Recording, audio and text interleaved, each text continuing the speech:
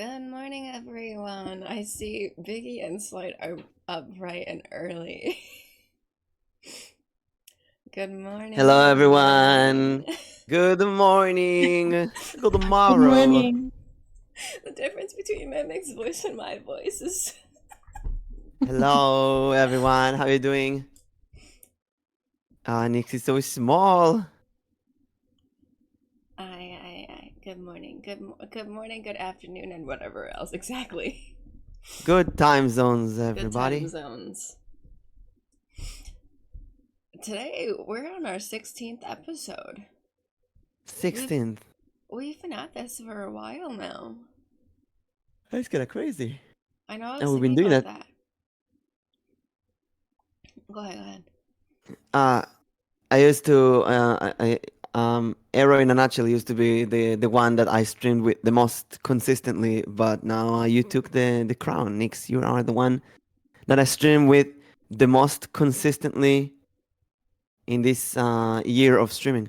And Let's go.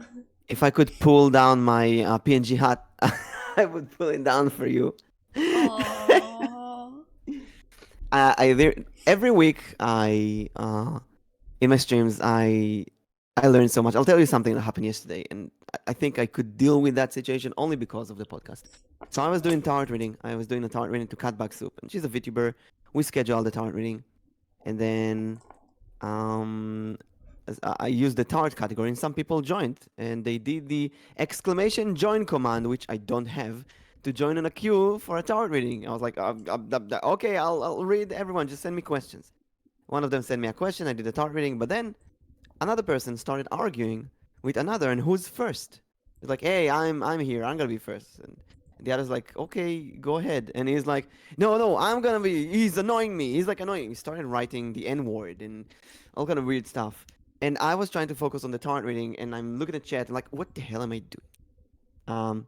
And although I said it many times, it's timeout, not cooldown. I still typed /cooldown. Oh my There's gosh. no cooldown command. It's a timeout command. I ended up needing to do a split-second decision and just ban that person with all of their messages. And I was thinking of all the things we talked about in this podcast. I think it really trained me as a VTuber. And yes, I lost a viewer, but the chat was immediately back to normal, and there was just one person who did all the chaos. You got rid of them, and you're back to the track.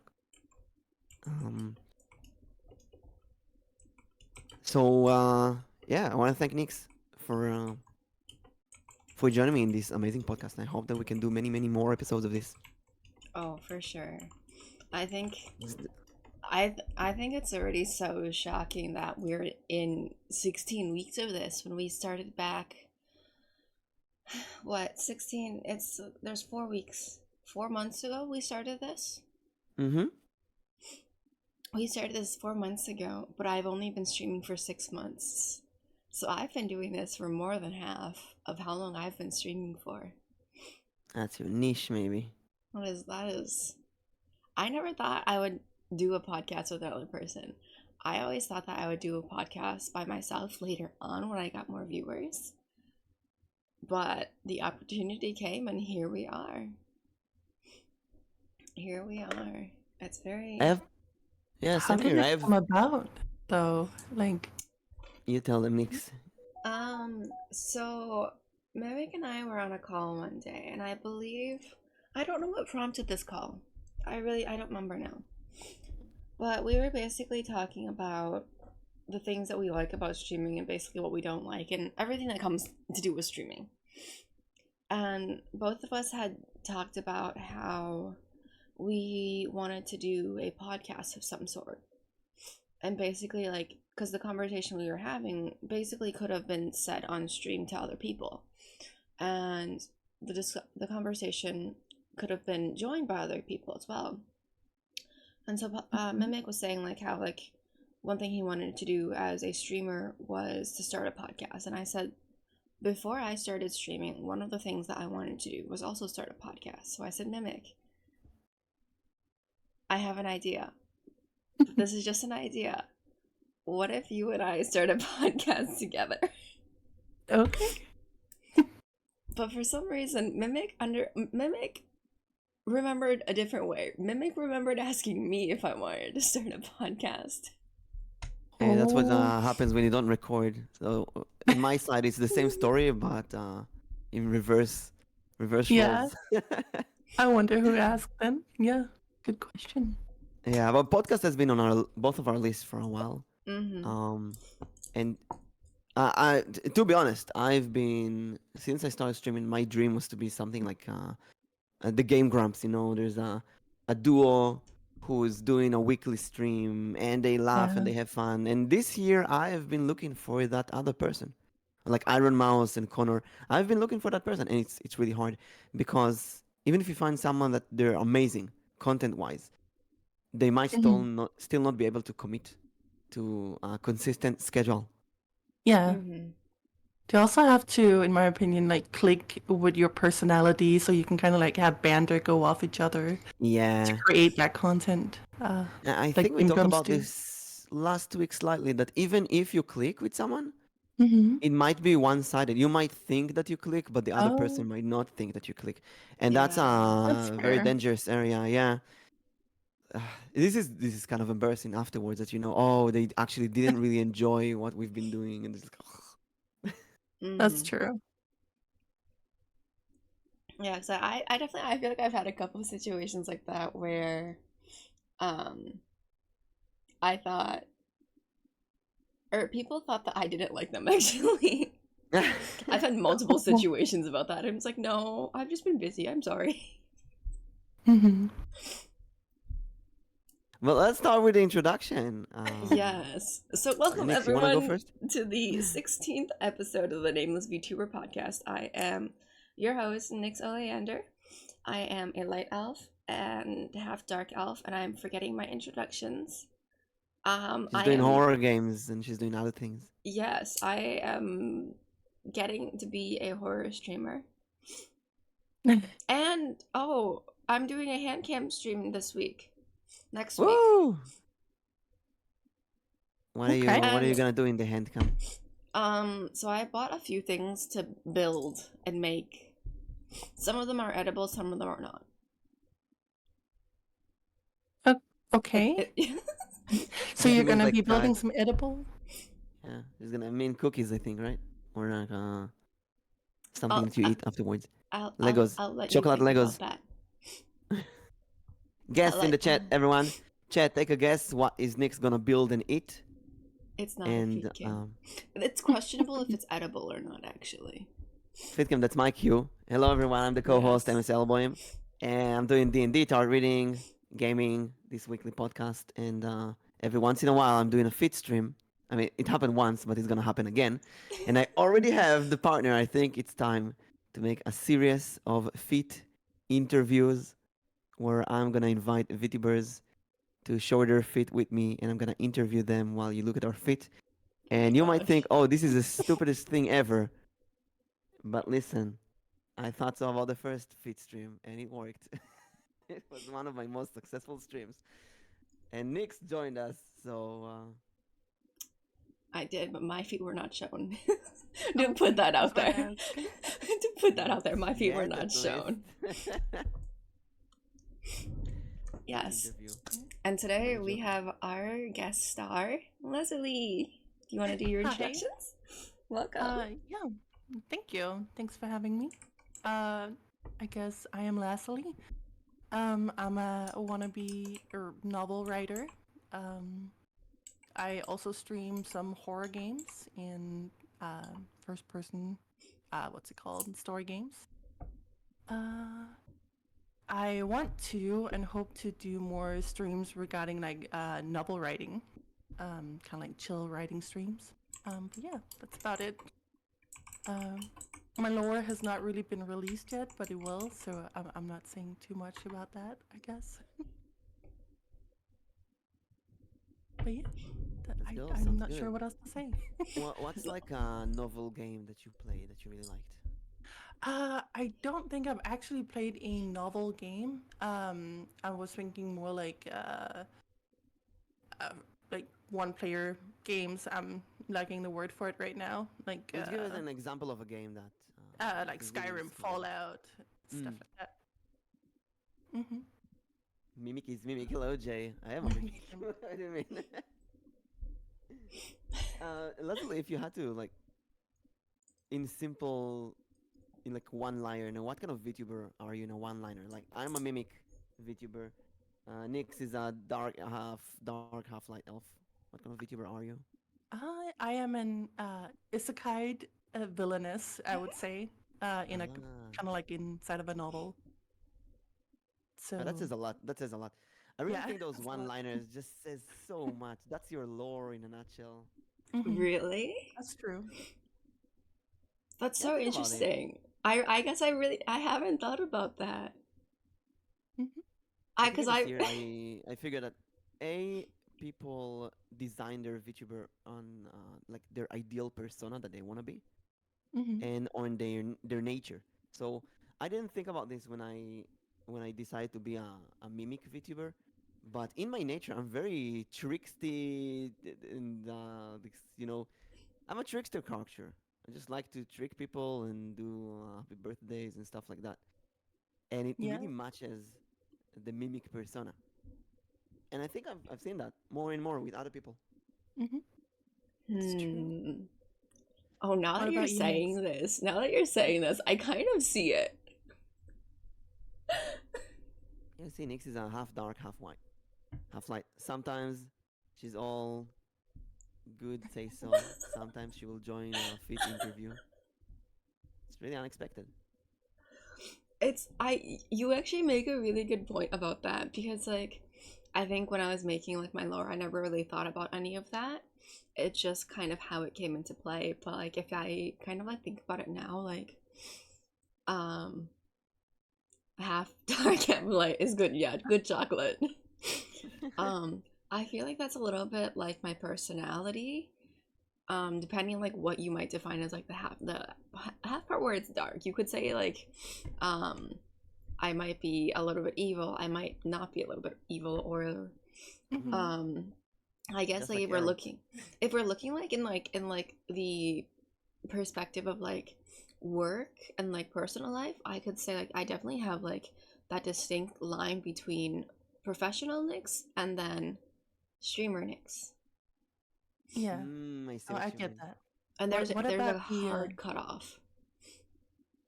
What about the small mushroom Nyx? Small mushroom Nyx, I think Mhm. small You're mushroom Nyx small.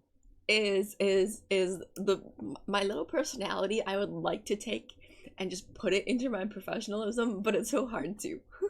The but gremlin sometimes mix that but comes sometimes out it every once pops in a out. while. The gremlin golem mix. Gremlin golem. That will never come out at work. Yeah, I was about to ask. You wanted to get the Gremlin boys I to don't work? know if you get drunk in a party, you'll never know. We have wine at work. I don't think I'll get tipsy to the point where that happens. Maybe someone will bring something stronger. They'll have a party. You can't expect anything. Oh my gosh. Hey everyone, I'm a VTuber. That is like the thing that I would never. I don't think I could ever go public that I'm a streamer or I'm a VTuber. Yeah. No, I'm the same. I've kept that separate. Mm-hmm. So, I want to talk about this for a bit as a Mhm. warm up topic. Mm-hmm. I've been in Oh wait, a speed. What? Lazu, what about your one liner? How does it explain or describe you? oh, She's evil. so isekai villainous, um, inside of a novel. I, I honestly, it doesn't fully describe me. Maybe a bit. I'm not too sure. Maybe I do have some evil, devious thoughts and ideas for my novel characters. So yeah, describing me, I'm not too sure. Mimic sounds too quiet. Let me Is try everything and- okay in the sound settings? Oh, Nyx? you sound good. To me. Let me just Maybe it's in the recording. push it up. Just I fix your listened to it and ears. it's fine for me. Fix your ears. There we go. What? Okay, it fixes itself. I think everyone is too used to turning my streams down because there's a lot of sounds. Mm, So a lot of screams for the horror. a lot of screams. Also, ant is an ant VTuber. Mm. Do ants have ears in general? Next Ant, is do you have Nix is ears? sus. Ant on ears. Do you have them? Nix is sus. So I want to say that for the past a year ago, I think I went to a speed date event, and every girl I met asked me naturally, "What do I do in life?" And I said, "You know what? I'm gonna tell everyone that I'm a VTuber." And I met like 25 girls. Not a single one understood what the VTuber is. I tried all kind of ways to explain that. I think, in a way, it's both something that many VTubers are embarrassed of doing, and at the same time, it's something that we might think people won't really understand. So Mm-hmm. let's say if I'm I don't know, work in a development high tech company, I would say, yeah, I'm a developer at I don't know Google or Facebook or something. It's something to be proud of. It's something that people understand, or even if they don't understand, they understand this is a job.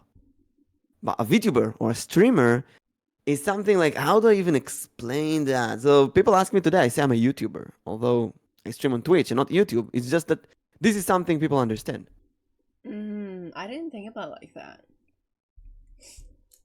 But yeah, people understand a YouTuber much better than a Twitch streamer. Or at least they understand that it's something they don't really understand, but it's a job that exists. I remember when I learned acting, there was this girl who joined us. And for some reason, she really pissed me off in how she spoke. She entered class and said, and everybody asked, what do you do in life? What are you? And she said, I'm a creator. I'm an artist. And like, what does that mean? There's so many things inside those words. It's like, it was so vague. And in a way, maybe this is how it sounds to people when I say that I'm a VTuber. Like, what? What is that? What? What is that thing? What do you do? I hope though that in the future people will understand more what it is. Do you guys tell anyone at that you know or even at work that you are a streamer or a VTuber? Like, who do you guys tell that you stream? No. No? No. Nobody No. knows. Just a straight up no. No one knows. It's my personal Secret. But to me, it's more because I actually used to be a streamer. You know. What? Yes, I used to stream, but with camera on and everything. And both colleagues and family and friends knew it and knew about it and would show up and all that. And long story short, it ended in drama. So this time I decided to just,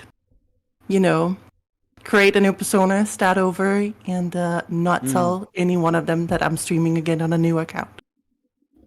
So yeah, that's why I decided it was just easier to just not share it and just avoid that might happening.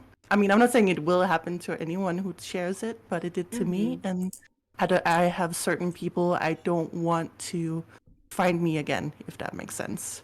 So it's just easier to then just not let anyone know. So yeah, that's why I haven't told anyone. Oh, that makes sense. How long were you a face streamer for? Actually, almost 2 years. Oh wow! Oh wow! I started out playing Dark Souls. I went through all the Dark Souls games. Oh, Dark Souls. Yeah, and Fallout, all those like old games that I really liked and enjoyed. So Elden Ring, you played enjoying. as a flash streamer or as a VTuber? No, I didn't stream during Elden Ring times, but I went on to drawing streams after that, and so yeah, I used to dream drawing. It's always something that makes me interested. Why someone becomes a VTuber? I heard a lot of people who've been either harassed or involved in drama or starting over, all kind of reasons. Like Arrow always says that he was a flash streamer, but he was in Portuguese, speaking only Portuguese. And at one point, he reached this glass ceiling where he can't grow anymore because he only has Portuguese fans. And when he went to start English, nobody would watch him, so he just started over as a VTuber. See, And Nyx, all of us know that Nyx was a famous fit tuber. What? Yeah, you knew that. What? No. It's meant to be. Yeah, she was a famous fit tuber in the high elf mountains of Mordor. That's why Biggie has all my feet pics. But Lazu, cutting that topic. But Lazu, I don't know if I've told you this, but I almost used to, instead of being a VTuber, I almost became a face cam streamer as well. But that didn't work out. So I'm now a VTuber.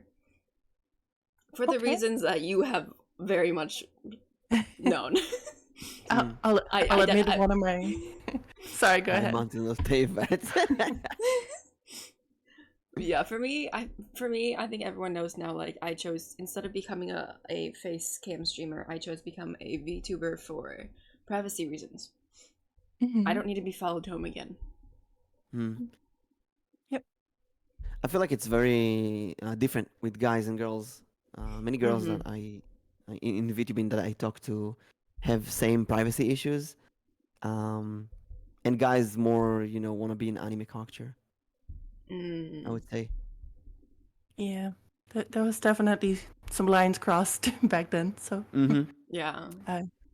It's something I always see in VTubing, and even if I used to take myself as a very strong person who can deal with anything on stream, but every once in a while you get some viewer that really shakes you off. So if I go back to the story I told you earlier about the tarot reading yesterday, after that guy that I banned was gone, there was another guy who started demanding a general reading. And I was like, what the hell is a general reading? What do you mean? And he said, general love reading. So I drew 3 cards, which you shouldn't do. If you don't have a proper question, don't let others push you. But I started talking about the cards and what they could mean. And then he wrote, oh my God, you're so shady. And that really put me off balance. I was like, what the hell? This guy doesn't give me anything to work with. And now they expect me to be like this fortune teller, tell them everything. This is not mysticism. This is not mind reading or whatever. It's not like the movies. But they probably expected something like the movies. Maybe they would go and bother tarot readers and stuff like that. It really caught me off guard. Actually made me end the stream. So in that and that was a face stream. In that kind of position, thinking about it, I would rather be under a VTuber, just turning around for a moment, putting my hands on my face and going, ugh.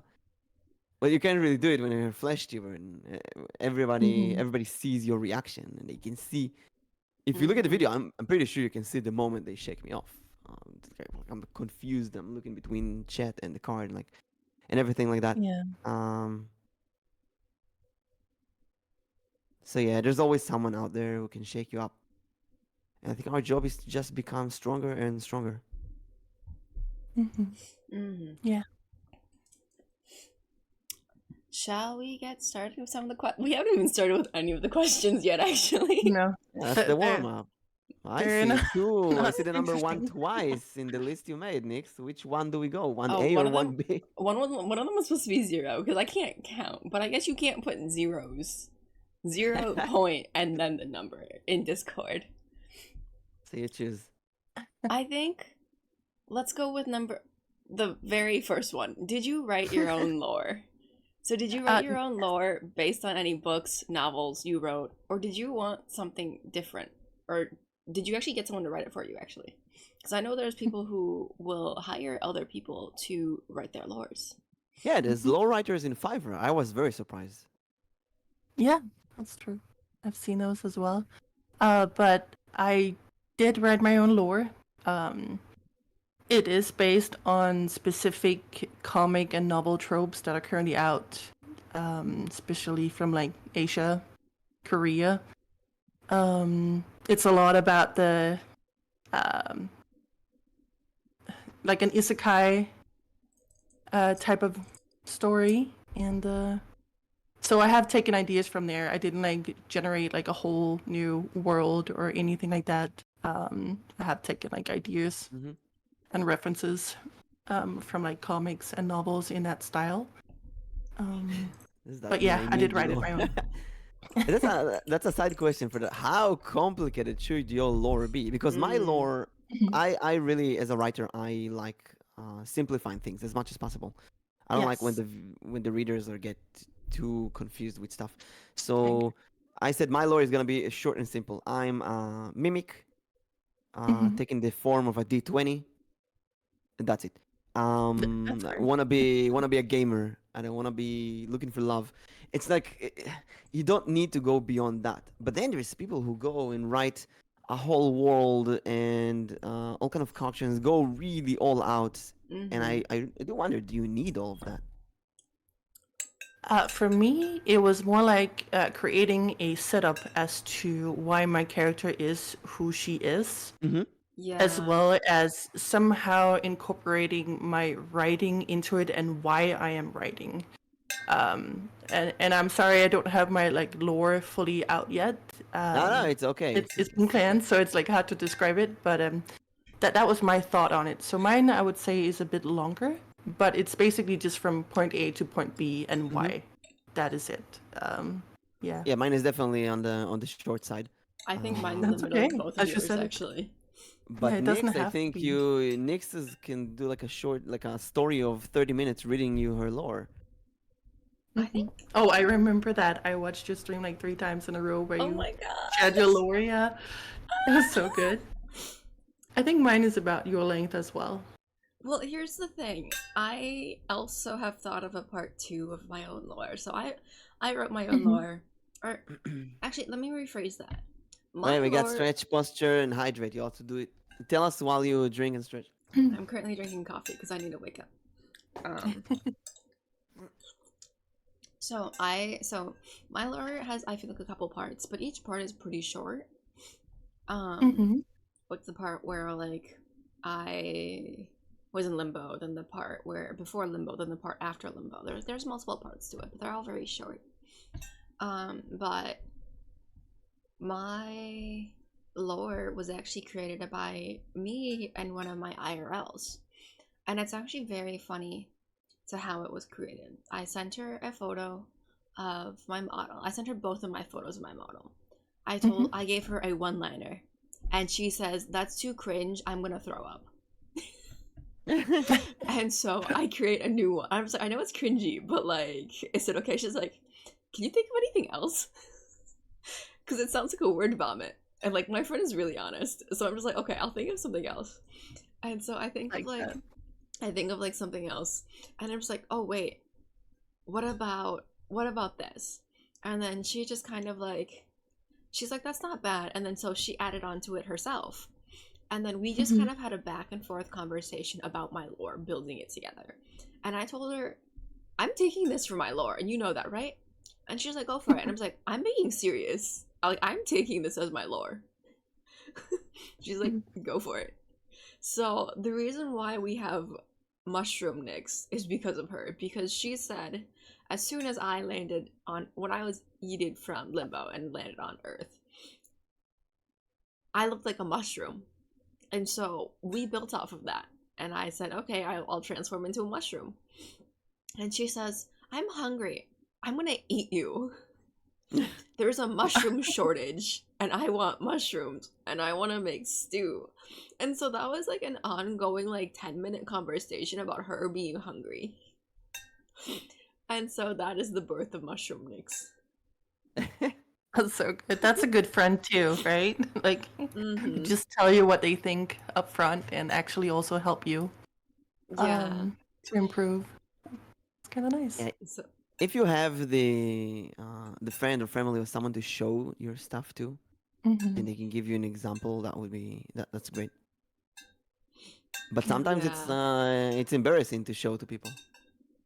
Yeah, I feel like mine is.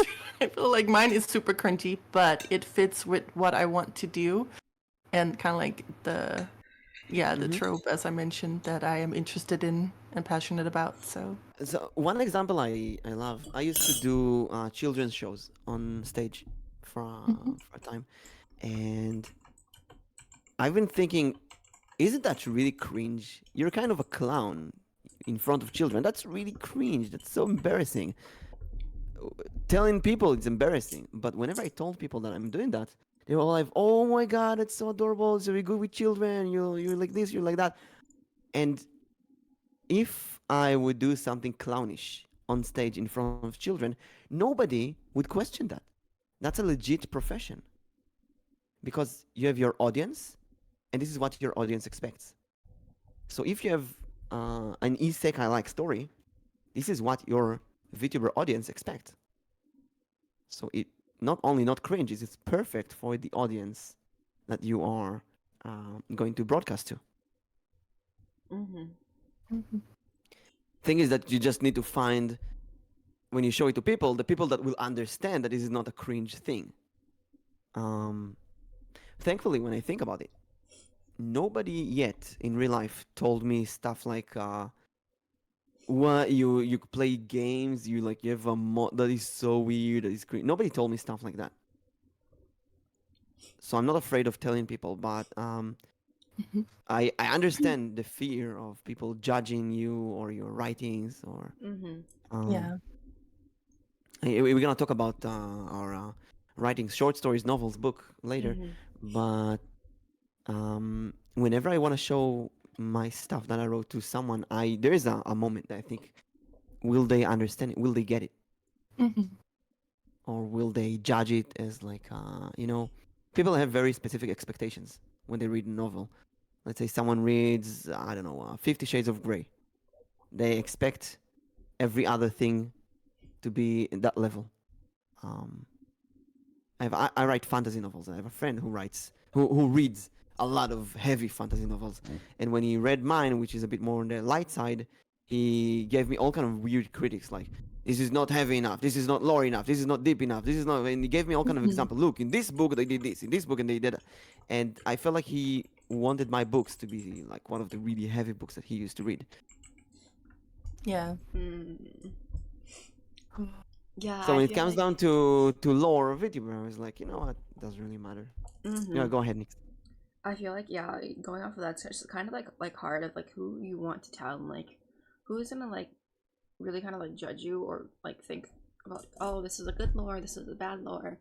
But like I feel like after I did my debut and everything, I feel like when I tell people like this isn't like the, oh, this is like the short form of my lore, or like people ask me like if I like what I do, before I was very hesitant to like tell people tell people like, oh, like I'm a streamer. But like when it comes to like my family, like everyone in my family knows my sister's Mm-hmm. also a streamer now too, and it's gotten to a point where my mom literally promotes me to her friends, and she's just like, Ah, can you send me your Twitch link? Can you that is Oh so show my me cool. god. where, can you show me That's kind of where you cute. put your videos? Can you give me your YouTube? That is so cool. And then my mom's friends will be like, oh, that's so cool, and then they'll ask their child, why aren't you doing this? Okay. I'm kind of jealous to be honest because Mhm. my mom asked me for the link like 5 times, and I gave her the link every single time. And every month she would, by the way, can you send me the link so I can see what you're doing? And like, mom, I send you like the link 5 times. Just open, but she's busy. Um, and I feel like although I tell everyone, I don't have my two brothers have watched some of my streams when I started, but now nobody really watches it, and it's understandable. At the same time, I feel like I don't know, like maybe I wanted people to accept it a bit more. I think nobody takes it Mm. seriously. And I feel like this is just a feeling, right? I feel like even if I, let's say I go beyond the 0.1%, and I start making thousands of dollars a month from this, I still think my friends and family will not watch and will not understand and will not care because they're just a different type of people. They're different generation, different understanding. I don't know. Mm-hmm. But Mhm. there is a nice moment every once in a while. Yesterday, I started playing Frosthaven with some in real life friends. It's a board game, and I don't really talk about streaming anymore. But my friend asked me, by the way, how many followers do you have on Twitch? I said like, I have like 1,400. I wish that I'll get more because, from my point of view, it's not good enough. But he was shocked. What? You have more than 1,000? That's huge. That is so. I'm like, no, it's really not. It's like no, it's meaningless. The only thing that matters is the average viewers. It's not this. It's not that. But he was really impressed by it. So I feel like in a way, I got used to many things, and I kind of stopped being impressed by many of the small achievements. Mm. And I think it's because many people around me don't appreciate it as much as the virtual people around. Because other VTubers that I work with, they know what it is. They know how hard it is. They know all the issues and stuff that's going on in the background, so they appreciate it much more. So I'm really jealous of that. And if you find someone who will read your lore and will get hyped for you and will work with like Nyx, and you read me mine, I'll read yours, and so on, that's amazing. Keep that person around. Oh. Yeah.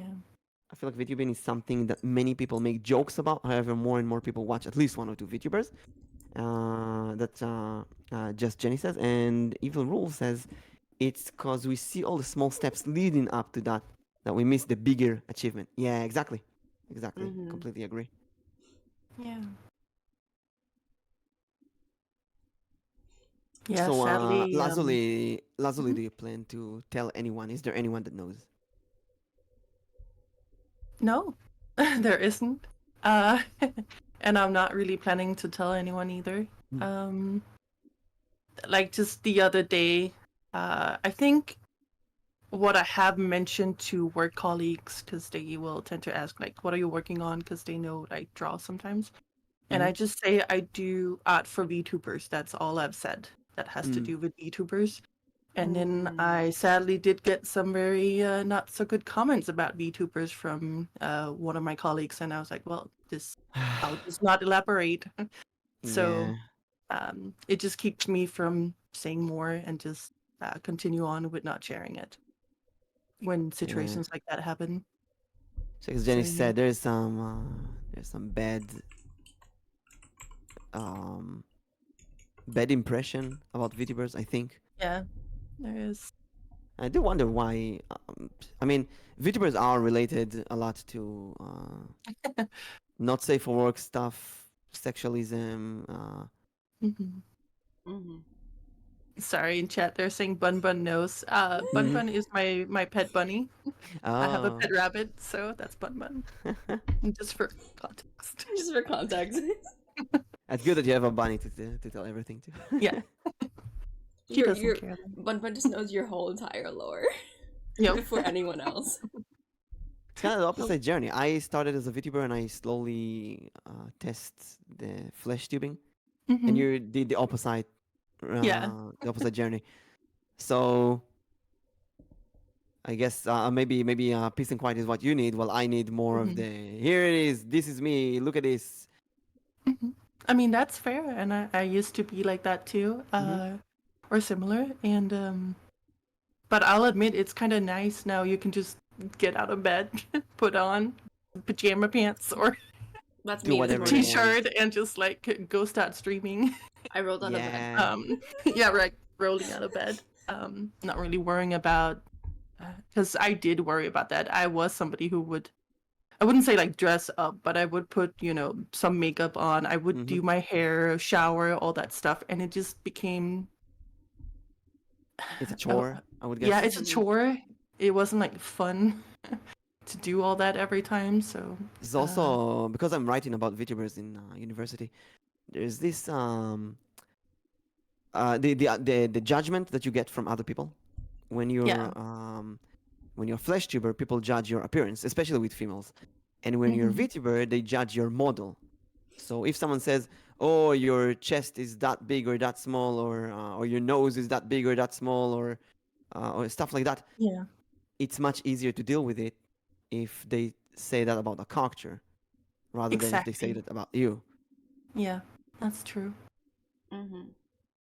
Which, when you think about it, is really unfair because you don't know the person in real life, and whenever you see someone in real life, it's gonna be very different from their camera appearance. Hmm. Someone could be looking very big in real life, and then in the camera they're really small, or the other way around. Hmm. Yeah, because at that point, like, people then feel, I think it's stupid, but then people then feel as if they're, like, tricked.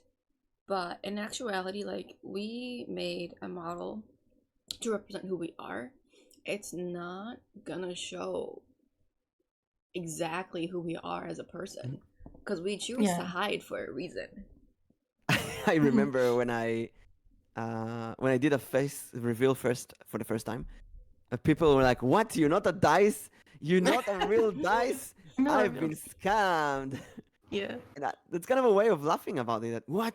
You don't really have big boobs? What? You don't really have, I don't know, blue hair or stuff like that. And Uh, that's just show you how unfortunate many, not everyone obviously, but many, maybe too many of the people who watch VTubers can be a bit creepy. mhm. And maybe many of the normal people don't choose to watch VTubers because I don't know, VTubing is still a very new field, and there's all kind of misconceptions around it, and it's really strong in East Asia, and it's less strong in other places. Mm-hmm. Mhm. Yeah. I I had think. sorry, go. Go ahead. No, go ahead. Go ahead. I was just gonna say I had actually considered maybe doing like a Flesh Tuber stream during my anniversary. You know, after like streaming for a year, Mm-hmm. like a thing. But at the same time, I also feel like, well, now I've set all this up to be a VTuber, and I don't want to start reverting back.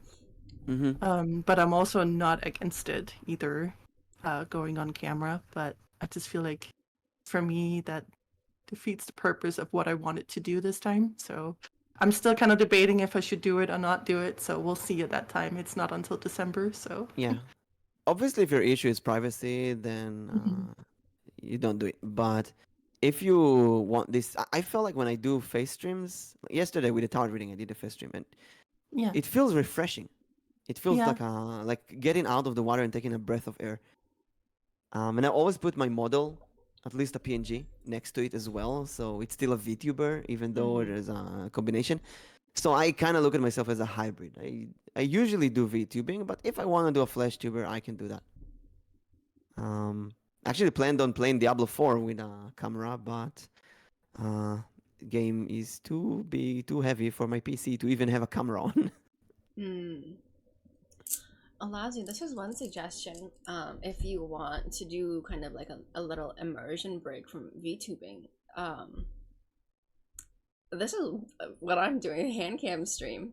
Like, if you're not Yeah. comfortable with just like showing your face right off the bat, even though you said you are, but like you went into VTubing for a reason, you could Or start Yeah. off. you can also use other limbs. You don't have to use the hands. I'm My promoting feet. hands. Mimic is promoting feet. Fit stream. That's right. They're very popular. Nobody does I them. You bet. get all the viewers and subscribers. Yeah, and then Yeah. you can I just see how it goes from there. Like, whether or not you're like, another thing to consider is like, is your community okay with seeing you? Because some people don't want yeah. that immersion break. Hmm. Exactly. And I I know. honestly think I'm Yeah. one of those people with some of the streamers I watch. I don't, at least more like it's not that I don't want them to go ahead and do it if they want to. It's more like I don't need to see it personally. Hmm. Mm-hmm. Um, so yeah, it's funny you say it because I do remember when I was, streaming on camera, I did sadly have people in chat being like, "Show us your, show us your feet." I was like, "Oh my god, Show us the no! Oh my feet. You're not gosh. supposed to be Ah! that." No. I think I'm saying that since the beginning because fit is a very important cornerstone in VTubing, in the Asian, in the Japanese whole life, Niji Sanji, Vishojo even. Fit is like a really common joke. I'd say every once in a while that it's the most common, the most important currency in VTubing is fit. And Oh wow. after that it's panties. and Oh my and after that gosh. it's like sweat or gamer tears or bath water. You know, it's all the Oh my jokes god. that went around, and I Yeah. I do it as a joke, right? Because it's all of these had events. There was a streamer who sold bath water and a streamer who sold sweat, and it's all kind of jokes from the Japanese VTubers of whole lives. Like, yeah, I'm gonna send my bath. I'm gonna sell bath water. Ooh, it's bath water. It's a sweat. I'll send it in a jar in eBay. I'll buy it. It's jokes mostly. Um, but it's so weird and it's so creepy.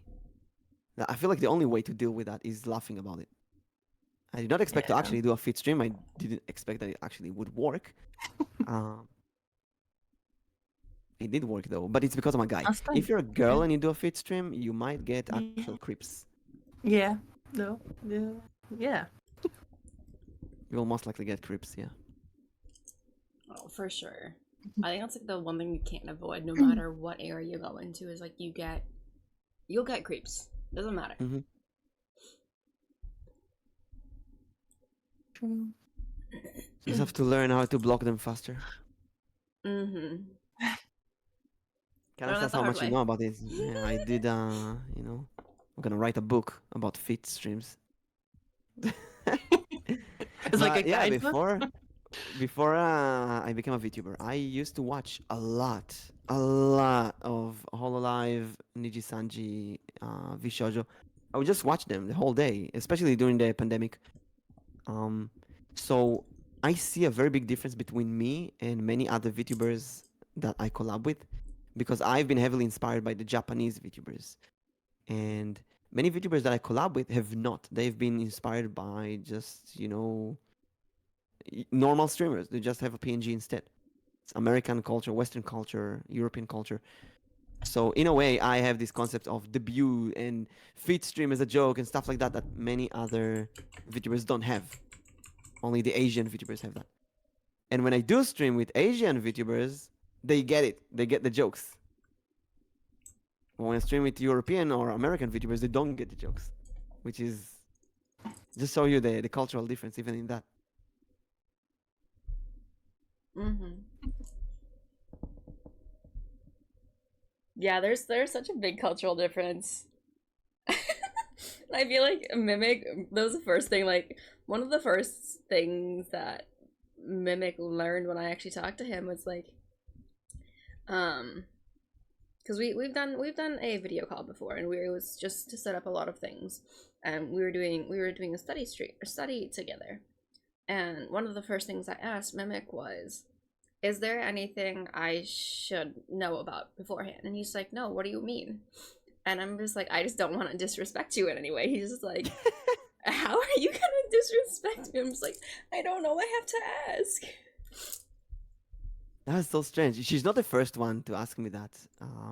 But every time a VTuber asks me that before a stream, do you have any triggers? Do you have anything that will disrespect you? Anything I need to know about your culture, or I don't know, any religious stuff? I'm like, no, just do whatever. It's gonna be okay. And it makes me feel like I may have not been considered enough when I collab with other people. Maybe I do need to ask those kind of sensitive questions, you know? Mm-hmm. But it's weird to expect someone to know everything about the other person's culture. It's unfair even. Yeah, I think we strayed out of the subject, out of the topic. a little a bit. lot. Shall we move on to the number one point, the second number one? The real number one. Sure. So why did you start writing? Why did you start Oh. writing? So I guess like Also add when and how and what was the first thing you wrote and how does it go and everything about your writing. like yeah, what inspired you? Why did you start writing? What Ooh. genre do actually- you write too? Actually, I Ooh. want Nyx to answer first. Nyx, you go Yeah, first. go ahead. Me? Yeah, So- you right too. I've been curious. So this is a little known fact that both Lazu and Mimic got to know first out of everyone yesterday. Is I used to write. You guys are getting a little fun fact without any channel points.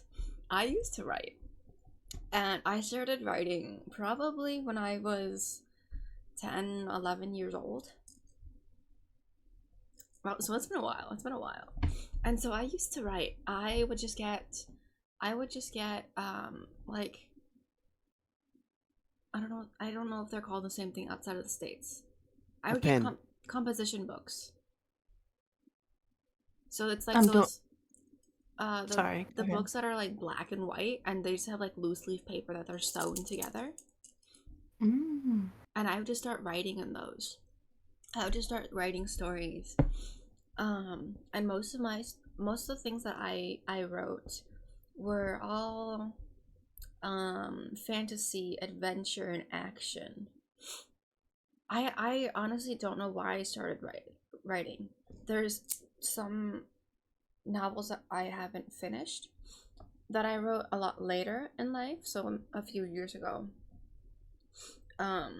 That there was something that prompted those writings, but when I was a lot younger, there was nothing that really prompted my urge to write a story. You mean the Bible? Did you write the Bible, Nyx? I don't know. You Wait, don't black know? and white? Black and white and sewn together? I mean, you mean Oh, Bible Black? oh, that one. Sorry, I've only seen like a brown Bible. Yeah, I wrote in the Bible. I'm kidding. But no, I would just get like, how much is 96 million moons? It's about 276,000 years. If I've done the math correctly. It's 96 million suns. Suns.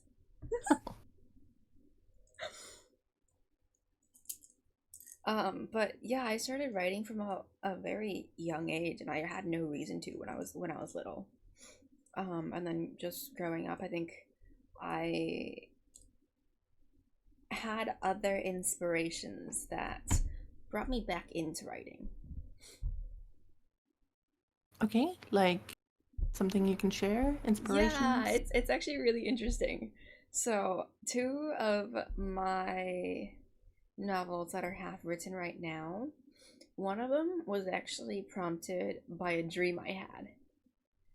Mm, And that's so a good it was inspiration.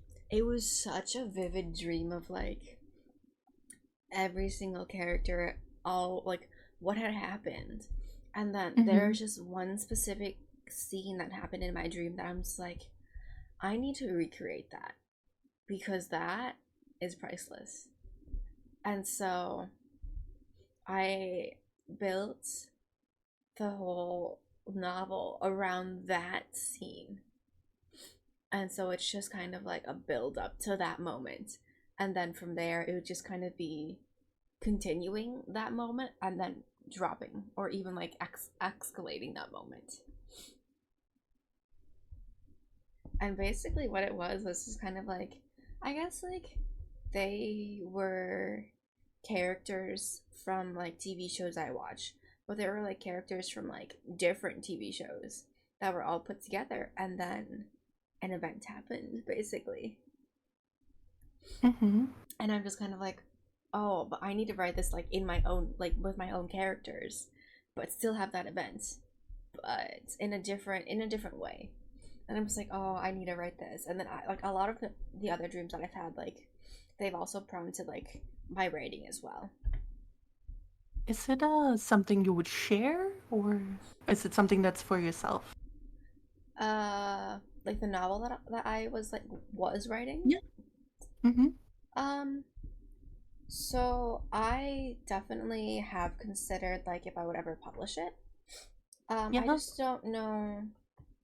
I think like now that I'm a lot older when I wrote it, there's other means of publishing. I think before I really only thought that you could only publish things as like a hard copy book.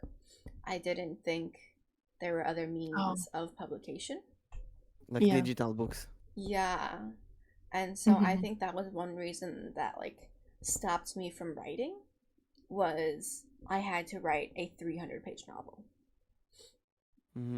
Like I'm at 100 pages in already, but like to continue 200 more pages and still get more stuff to write about You can What always is? go with children's book, for example, and Mm, then 20 pages is enough. mm-hmm. True. But yeah, I think back then, like, I only knew of hard copy novels and books. Hmm. And so I didn't really know how I was going to be able to get all of that edited and then published and like all the money that it would take to do Hmm. so. Yeah. But I think now, like, maybe once I finish school, or if I have like more time to myself, I might go back and read those and make them into shorter chapters but longer and publish it somewhere online. Hmm. Hmm. Yeah. What you can do, something I did, I took a lot of the short stories I sent to competitions and just compile them to a short story collection and publish that as a book. And it's not Oh yeah, that's successful. It's true. probably my least successful ones. Nobody buys a collection of short stories, but it's one way Hmm. of getting those out. Sometimes you want a thing to go out instead of just lying there in a drawer. Yeah, get it out there. Mm-hmm. Mm-hmm. Um, for me, it's kind of similar to Unix. I did kind of write since I was young, but got away from it. And during a time in my life, I was, uh,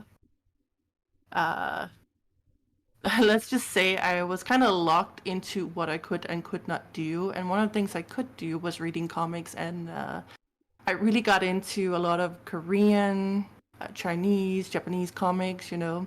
Um, but then I also wanted to know what happens after, because the next chapter was not released, and then I found out that I could find them translated as novels online, and I started reading them as translated novels. Mm.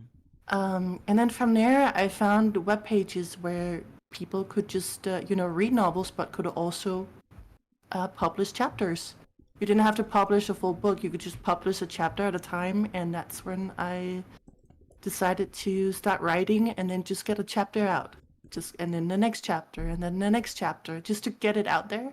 Mm-hmm. um it's very specific what I write, and I think I was looking for, I knew that on those, I'm talking about like pages like web novels, stuff like that, where people will also search for specific novels, and if they have the same kind of like likes that I do, then they might find mine.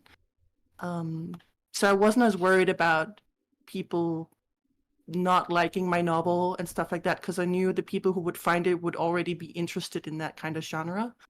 And then they may not like it, they may like it, that's whatever, but at least, they're not gonna be super critique about it, or Mm-hmm. criticize it, to discourage me. And I had a good experience with it.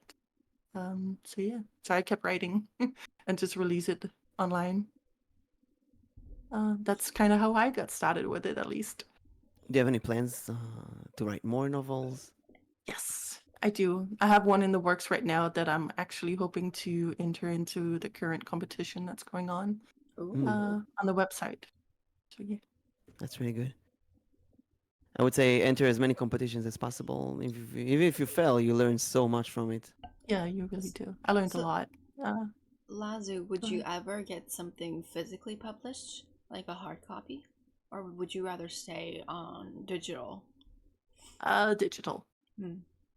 I don't know why. I don't really have a reason to. I just, for me, this is a hobby more than something I want to pursue. Mm. Mm. Um, it's just me getting some things out that I want to get out, and just share it with people who may also like it. And online is just what works for me. So yeah. That Hmm. makes sense.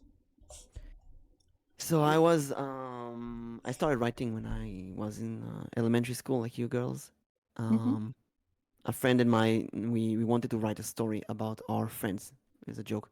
So we wrote this sort of kind of D&D stupid short story about our friends, and we made fun of them. It was really funny. And we gave them superpowers and so on. And after that, I just went on writing about my friends in forums. I would take people from a forum that we were friends in, and I would make them as like superheroes and write all kind of fantasy D&D settings about them. Um, But that was only based about those people. One day I just wanted to write about my own characters. So I started writing about my own thing. And I made this fantasy world with superpowers, very anime based. And I started writing more and more about that. And it became so big. It had like 9 books. And each book became longer and longer. And I only published them in the forums. At one point, I really wanted to make the jump and publish them in real life as a hard copy, as a real book. Mhm. So I took the first one, I edited it, I perfected it, I made it perfect, and I then sent it to a publisher. I sent it to multiple publishers, and they all said no. The rejection was really hard, and I didn't write for a few years.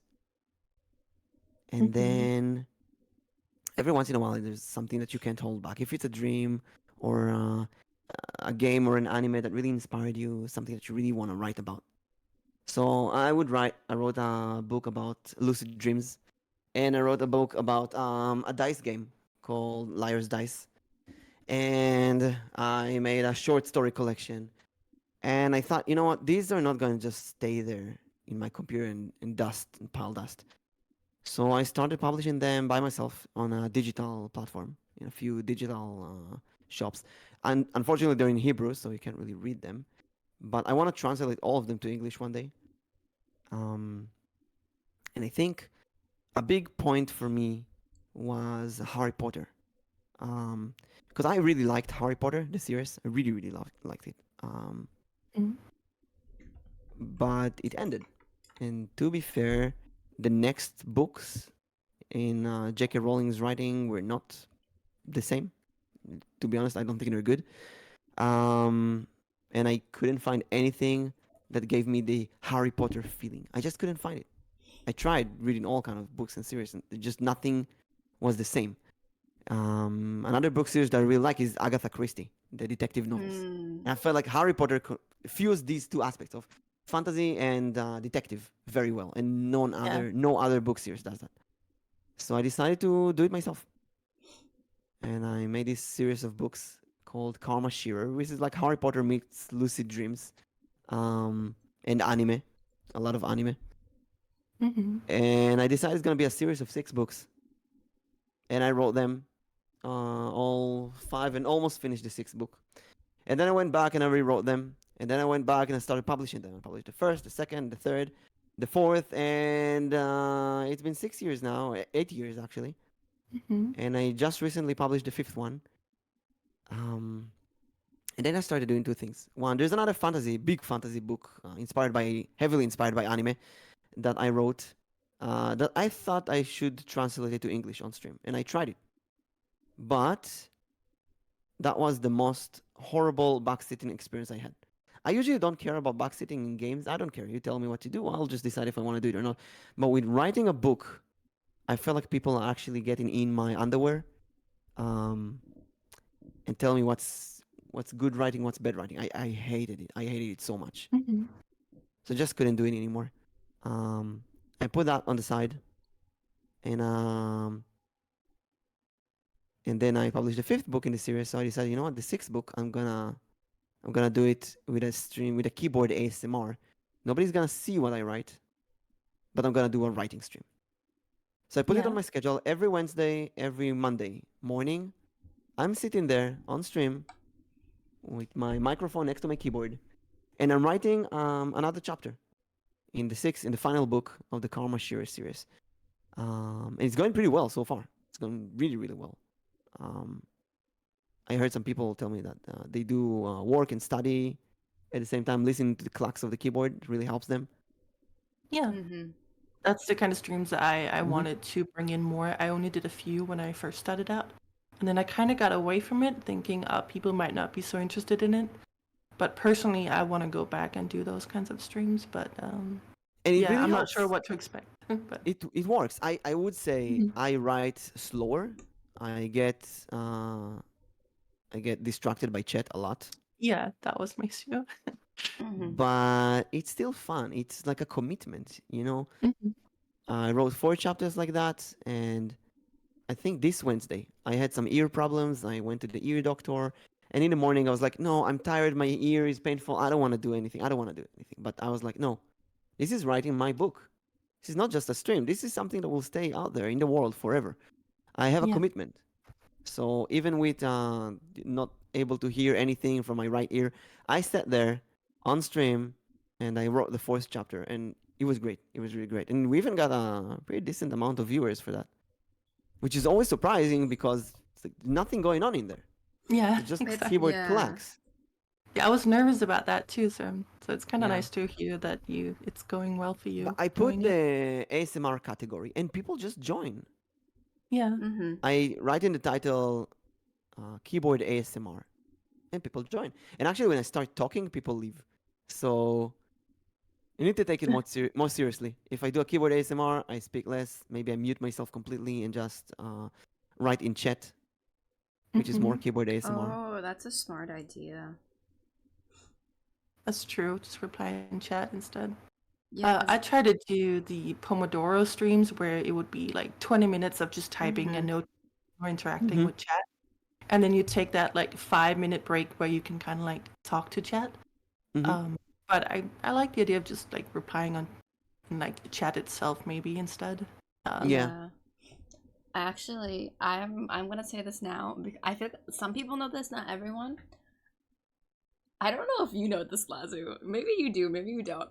A lot of my inspiration actually comes from you, Lazu. Majority of Okay. it. Mm, Majority. Well, I took your Pomodoros and I also turned them into like how I do my study streams. Oh, and that was my inspiration for my writing stream. So it all Mhm. comes back to a circle. Look at that. It comes back in a circle. cool. And there's many things I've done because like I've seen how you've done it and I'm just kind of like, that's such a smart idea. Maybe I should try to implement that and see how it goes. Thank you. And Nyx actually talked to me about that. She's doing study streams, 30 minutes studying, 30 minutes talking to chat. Mhm. And I said, I'm going to try it as well. Although I can't really commit for the 30 minutes. It's hard. Yeah. It's really hard. When I don't Even look if- at chat, it's like, I got to answer. I had looked up the whole like Pomodoro studying style with the timer and everything. Apparently, it's supposed to be good for studying, doing it that way. I think it's like 4 sets or 5 sets of 20 minutes with a 5-minute break in between. Yeah. I'll try to do Yeah, that. I see they but, have 25 minutes 25, yeah. of that, and then a short break of 5 minutes, or a long Mhm. break of 15 minutes. Yeah. I don't know if it would work for me though. I like to get really invested. Last time I did my homework last week, I think I Mhm. sat there for I think 6 or 8 hours straight, Oh no my breaks, and just completed everything. Oh my gosh. Oh. Yeah, my ADHD works in bursts. I think many people work in bursts as well. I Mhm. take a lot of time to charge, and then I go all out, no breaks, and then I need a long break again, like a sniper. Yeah. So writing while talking to chat at the same time is a weird experience. It is. But it's also kinda nice. successful in its own way. I feel like my personal experience too with my study streams, I feel like they get more traction than any of my other, if I play games, if I play horror games, if I'm collabing. My study streams literally do a lot better than any other content I've made, which is very surprising. I feel like if you play a game, for example, people see the activity that you're doing. They see the game. So I get the feeling that many people in chat would be kind of afraid of disturbing you during a game. But when you don't show what you're doing, like when you do a writing stream or a study stream, you don't show what you write or study, or when you do a just chatting stream, people feel more inclined to talk to you. And Mhm. actually, I wanted to test that. I want to do something like play Diablo, but don't show the game. And then I want to Oh, see if people talk to me more. I think the first thing is like, do you know the game's not there? That's First a good question. That's a good question. Do I tell them even that I'm playing a game? I could do just chatting stream and play a game at the same time.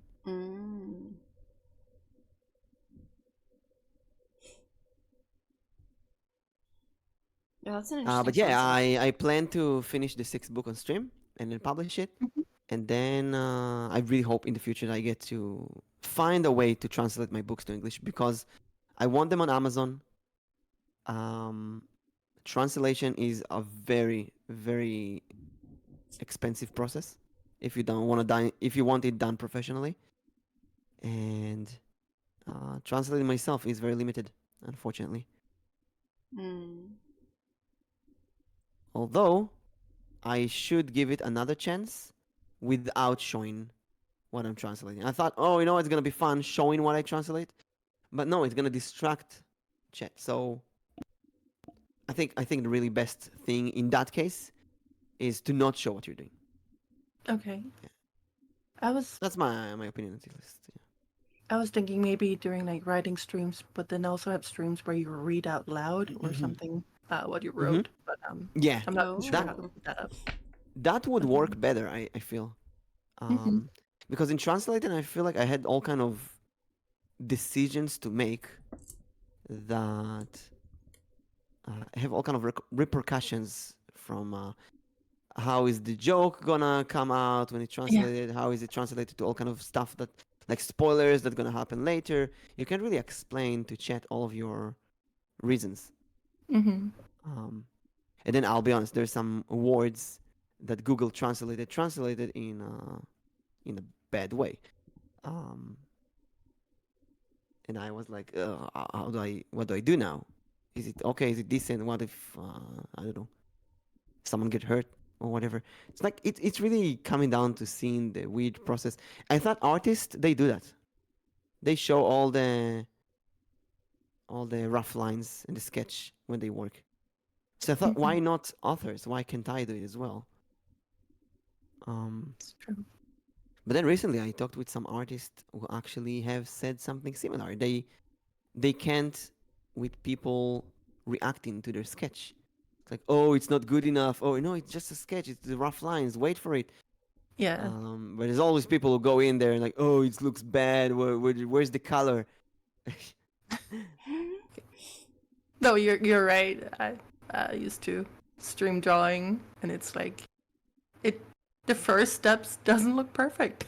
It's more like just a Obviously, yeah. brainstorm of ideas that you will then change over time to fit better. So yeah.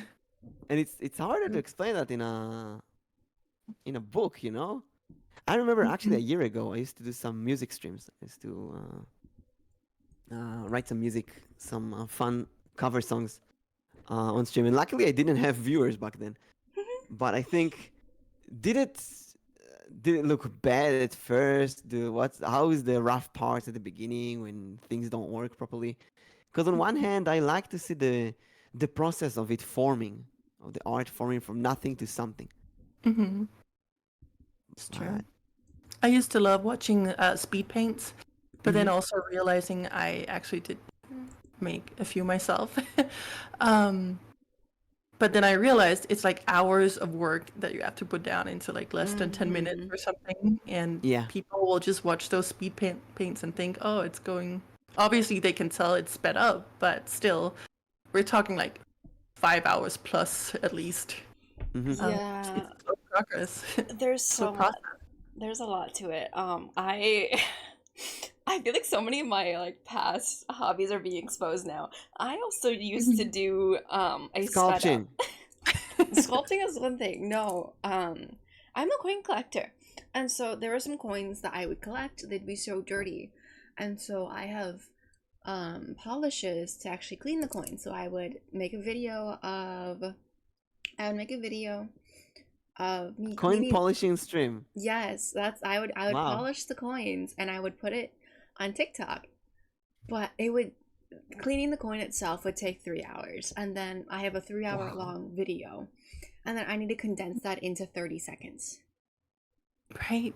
It's It's so time consuming. it is. But if you're gonna do it anyway, like with my book, I'm gonna write it anyway. Mm-hmm. So I say, I might as well do it on stream or a study stream. Might as well do it on stream. So it's good to find things that you're gonna do anyway and do them on stream. But then I really think at one point we feel forced to show what we're doing. Yeah. But sometimes you don't have to. You can just do a just chatting stream. As long as you can maintain the focus between talking and streaming, it's completely okay to not show what you're doing. And actually, when you don't show what you're doing, some of the viewers will be more inclined to chat Yeah. because Mm. they feel like you're available for them. While in a game, I feel like many times they feel like you're not available to talk. Mm-hmm. I might take some of that to kind of cater around and set up my future writing Mhm. streams. That's what I was Figure out thinking. Try it. how I want Yeah. to do it.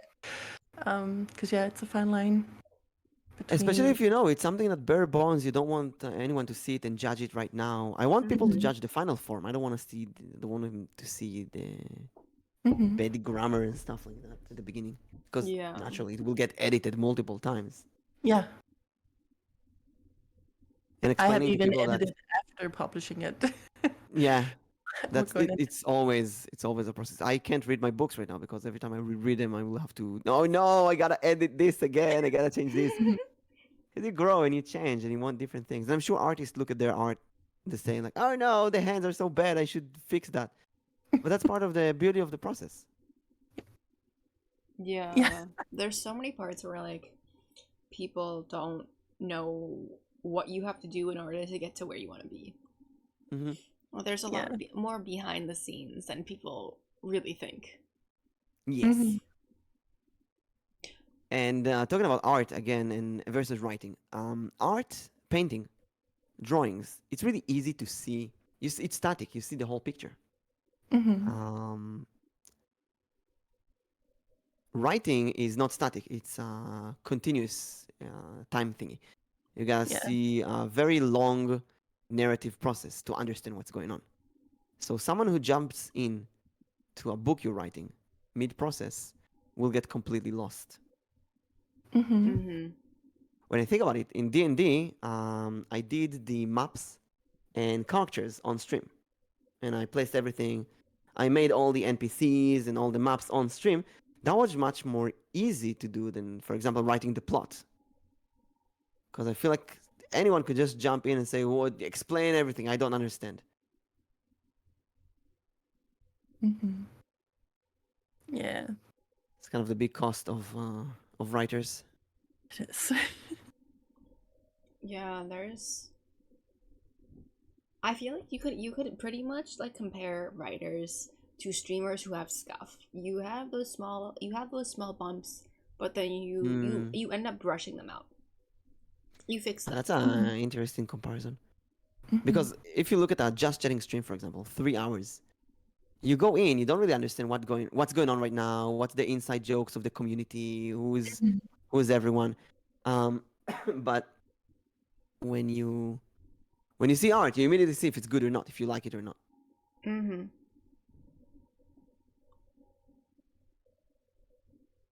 But then there's also You would, like those hidden parts to it of like, I don't like this part, but I love that other part.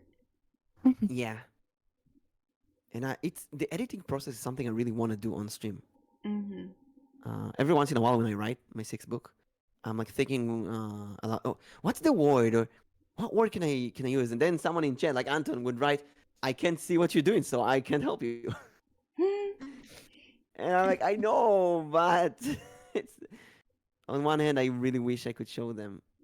On the other hand, I'm like, that's so weird. Maybe because it's so personal. Yeah. Yeah. Mm. Um. S- For This. me, Go ahead. sorry. Go ahead. I was thinking about it too, listening to what you said, Mimic, and also reading Anthony's message. I think for me, I'm in like a weird state where I I don't mind people trying to help or coming up with ideas, but I already have an overall idea of where I want the story to go. Mm-hmm. So if those ideas would change that, I might not incorporate it, but if it would be some like minor situations or something like that you can easily implement, then it would be okay. But I'm curious if you two, when you're writing, even though you have ideas of where you want to go with it, you end up actually not going there because the story itself is taking you somewhere else. Does that make Yes, sense? yes, yes, yes, Like, yes. it doesn't fit the story where you want to go, and you just have to go with what the story is and go from there. You should always go with what the story is. Yeah. Right. It's like the story and the culture. They write Yeah, themselves sometimes. exactly. And if you have a That great idea that just doesn't fit anywhere, you put it aside exactly, for the Anthony. nex story. Yeah, Mhm. and so that's kind of like Just how like when I D get and into the D. zone, yeah, just like D&D, like Anthony said, kind of like get into the zone, and then suddenly it's like the story takes over, and then you Mm-hmm. just have to follow that and just wait with your ideas till later. Yeah, and it really depends on how much you planned ahead. So Hmm. I like to call it jazz and classic. There's the jazz approach where you just write, in general what's going to happen in the story. And there is Hmm. the classic approach where you are very specific in what's going to happen in every single chapter, every single moment. Hmm. Um, so I tried writing both styles to see what I Yeah, like more. The jazz is much easier, to be fair. It's easier. You write your points and just go with it, but yeah, then it's much also easier to get stuck it or is. to get backtracked or to go to all kind of places and change, and it's not going to be very tight and complete properly. And Yeah, then with that's. my six book series, I said I'm going to go classic all the way. So Hmm. I sat down and I wrote every single book in, I would say, 25% of the final length. So every chapter is 1,000 words. In 1,000 words, every chapter, I'm gonna write exactly what's gonna happen. And I zoomed it. I wrote it like nonstop. Then I went through it again, I think like 3 or 4 times. And Yeah. at the end, I have a series of six books, which is like 25 or 20% of the final length. All I need to do after that is take a chapter and expand it from 1,000 words to roughly 4,000 words. And that's a hell of a lot of work. But it works. It made it so much easier to write. Now all I gotta do is sit down and look at the plan, the blueprints, and write it down. Yeah. Okay. The issue comes down when backstages or people like that would give you all kind of suggestions that are completely irrelevant. Yeah. Exactly. I know one thing when I was writing too was if I had certain ideas that I wanted to incorporate into my writing, but it didn't Hmm. fit into that chapter, I would start a new I would title the chapter. I would like if I'm like on chapter 3, I'd stop chapter 3, go to chapter 4, write the title of chapter 4, and then the idea of what I wanted to be of that Hmm. idea in chapter 4, then go back to chapter 3 and make my Mm-hmm. way to chapter 4 with that idea. Yeah. Backwards, yeah, yeah, yeah. It's like solving a maze. It's really important to go to the end and then Mm-hmm. go take a straight line backwards to see how you got there. Mm-hmm. Hmm. And that way, like, you don't lose any of the ideas that you originally wanted to have. You still have Yeah. them all. It's just that they're not being written in the order that you probably want them to be written in. Hmm. I think I do that similar to that as well. I write like a section for like the upcoming chapters and then Mm-hmm. write up to it. But that's again where the story sometimes takes over. So it might, instead of being one chapter, it might be 2 to 3 chapters before I get to that next Yeah. Mm-hmm. part that I had written.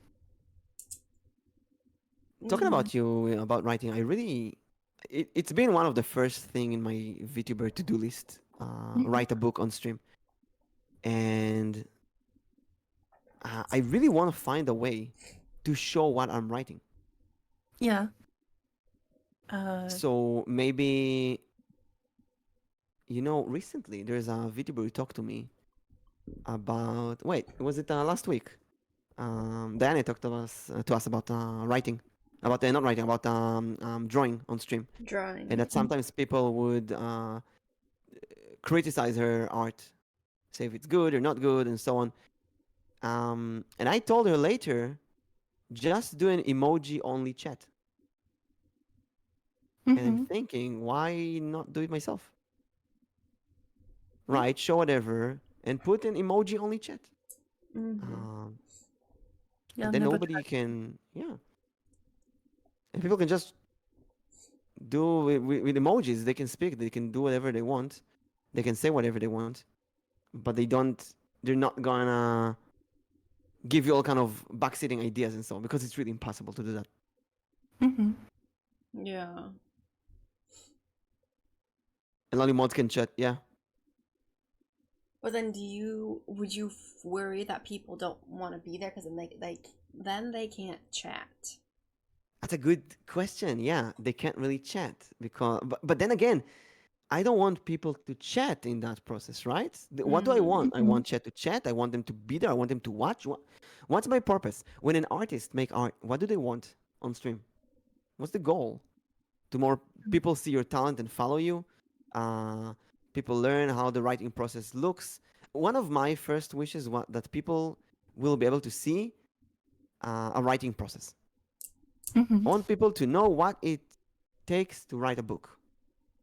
I want them to see all the dirty parts. People know, in my case, what it takes to make a D&D campaign. Partially. They know what it takes to make the maps. They know what it takes to make the NPCs. They know a bit about the story making. But that's on a really small scale. Writing a book is a really heavy and complicated process. And I never actually shown it on stream. And I thought, it might be really cool to show that on stream. Also gives you a motivation to do it because you have the audience. But that's a good question. Will people actually watch it if they can only use emotes to chat? Mm-hmm. And what if someone... I'm thinking, what can go wrong with emotes, right? Let's say someone, let's find angry emotes. Angry emotes. Let's say someone starts writing that. Angry emotes. And they only do this. Angry, angry, angry. Like, what do they want? I think personally, I would like it to be where the viewers could write in chat, but then maybe have some mods in there that would just remove any negative people and just maybe be a little bit more strict about it because... And ideally, you would write in the Yeah. rules, no backseating, or don't tell me right to write, or stuff like that.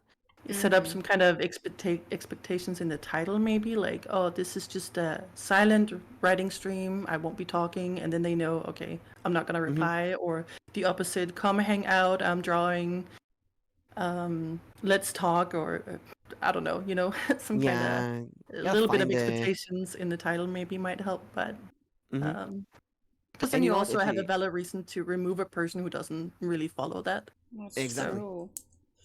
Exactly. And I really wonder, when I tell people about a book that I published, nobody will tell me what to write about because the book is already published. People might ask me what's the book about. But when I tell people that I write a book, sometimes someone will say, oh, you should write about this, you should do this, you should do that. And okay, thank you for the feedback. But then at that point, why aren't they just writing it themselves? Yeah, exactly. That's what I want to say. Just write it yourself. People don't want to write this. People don't want to do something themselves. They want other people to do it for them. Yeah. Actually, there was one case where I told someone, that was very insulting for some reason. I told someone that I'm writing a 6-book series. And I was like in the 3rd book at that point. And that someone was says, whoa, why are you jumping so far? Why did you start by writing one single books? Yeah, or just a couple of chapters even. And then, no, like a not series, just one book. Just start be writing one book. You don't know to write a big series. Write one book first. So I pulled out my website and like, I have 4 books. I think I'm allowed to write a series now, right? That really shut them up. But it's one of those things, I think. I'm going to go a bit personal here. I always had the issue with the sentence, don't jump. How do you say that in English? Don't jump above your belly button. Don't get into shoes that are too big for you. You know what I'm saying? Don't aim for something that you can't really do. That's too big for you.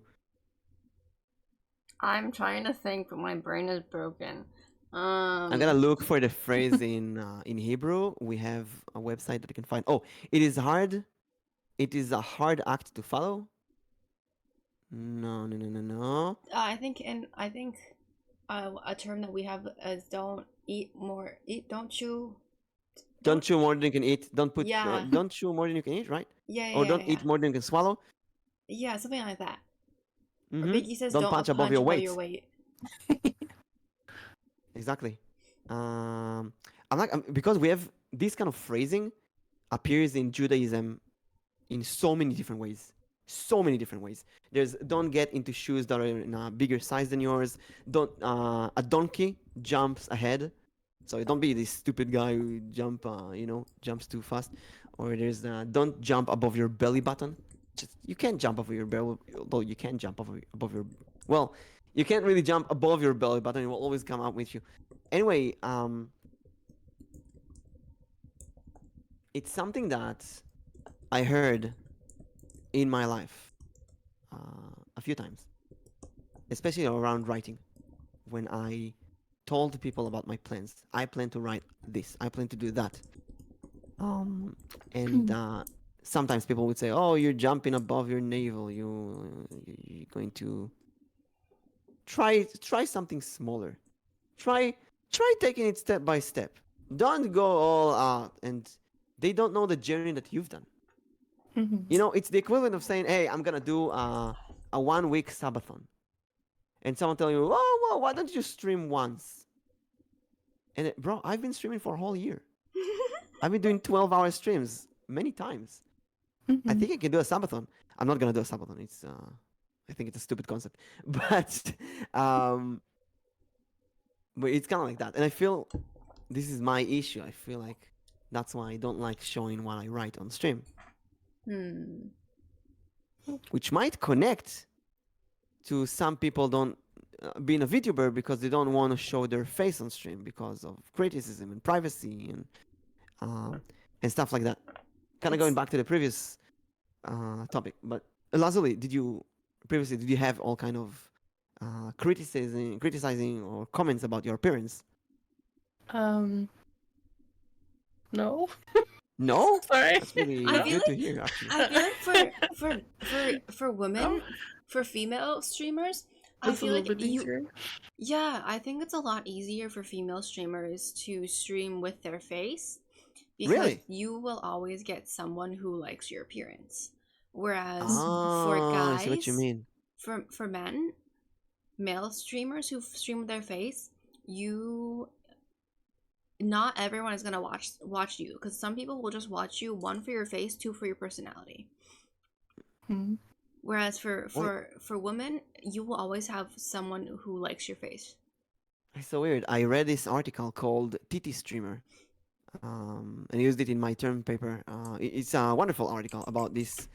The Titi Streamer nickname, a bad nickname on Twitch, around streamers like the ASMR streamers who will naturally show their boobies very up close to the camera in order to attract more viewers. And some guys say this is not fair. It's not real. This is not professional. You shouldn't do that. You should use your talent, not your body, or whatever. And then there's this girls who say I'm more than just a titty streamer. I'm not. It's not just my body. I have talent. I play games. I do other stuff. But I have viewers who come only for my appearance.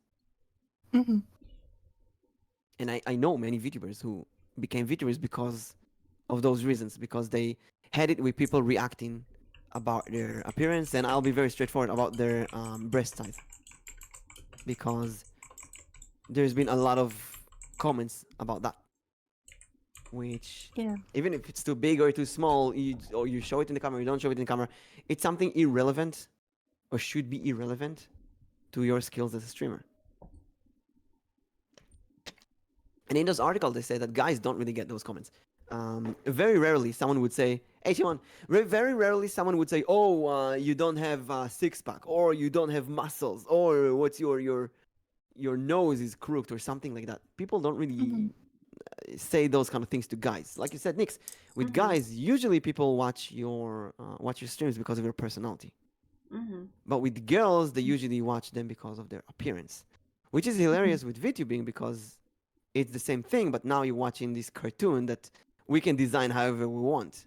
We can make it have giant boobs, and people will watch for that, although it's completely unrelated to your real life appearance.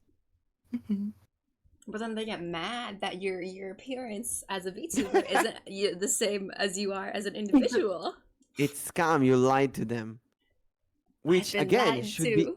be irrelevant because nobody should watch you because of your appearance. But people do Mhm. it. People watch Yeah. other people because of their appearance, because of their model. I am approaching VTubers for collabs after I see their model and think, oh, that model is cute, or that model looks interesting. Mm-hmm. Someone's gonna have I don't know, a weird ass model might not get my interest. Mhm. Yeah, it's also interesting how, regardless if you are a face streamer or a VTuber, it's the same things apply. Mm-hmm. Although it's face stream, you actually see the person. With VTubing, you don't even see them. Mhm. Mm-hmm. It's kind of hilarious when you think about it. Let's see. Shall we move on to the next topic? Yeah. Sure. Let's see. I feel like some of these we've hit a little bit. Yeah, But we talk not- about cultures just a bit. Uh-huh. Oh, actually, you know what? Lazo, you brought this one up yesterday. How do you feel killing off the main character? Oh. Oh. That's a tough one because if the situation was written well, it could make sense. But personally, I get very invested in novels and stories and characters. And I like for there to be some sort of possibility for me to continue believing that they, I mean, not exist, but they continue on. Does that make sense? Mm. In some way, whatever the story decided for them. That you can somehow happily ever imagine what happens next. Happily, whichever, but that there is a story for them after that you're just still not told. So when it's like killed off, it's like, oh, I mean, it was a good story, but it's like, okay, now it's definitely ended, and there is nothing more, or to me, it would be a new story if it was a new character that took over. But there, like I myself write stories where the main person does get killed off, but then they're, reborn in a way. Like they Which is a regress very, back, or very Japanese concept. by the yeah, way. very Yeah. Japanese. Or the regression, they go back in time to themselves, just younger or something, with their knowledge from the future and all that stuff. Mm-hmm. So I think it just depends on how it's written and what's kind of like set up for it. Mhm. But personally, I get sad when they do get killed off, and I don't think I would do it. But I might kill off other characters that may be not the main character, but one of the main side characters or something like that. Mm-hmm. Mm. Yeah. I have a lot of things to say about killing Yeah. characters in books. Sure. First of all, when I was younger, I would kill Mhm. main characters nonstop. Oh, I That's did. kind of- I'm sorry, I Because didn't of- mean to cut you off, but No, because of anime. Because of anime. Mhm. I saw it in anime and thought this is cool, this is edgy. And now I think this is edgy. Now after writing and learning writing and script writing and really going more professional about it and doing writing seminars in real life and on streaming, I think killing the main character is stupid, childish, edgy thing. Books should have a good ending. Stories should have a good ending because stories are here to give us lessons and hope, not to give us depression. And if you kill the main character, you kill the story.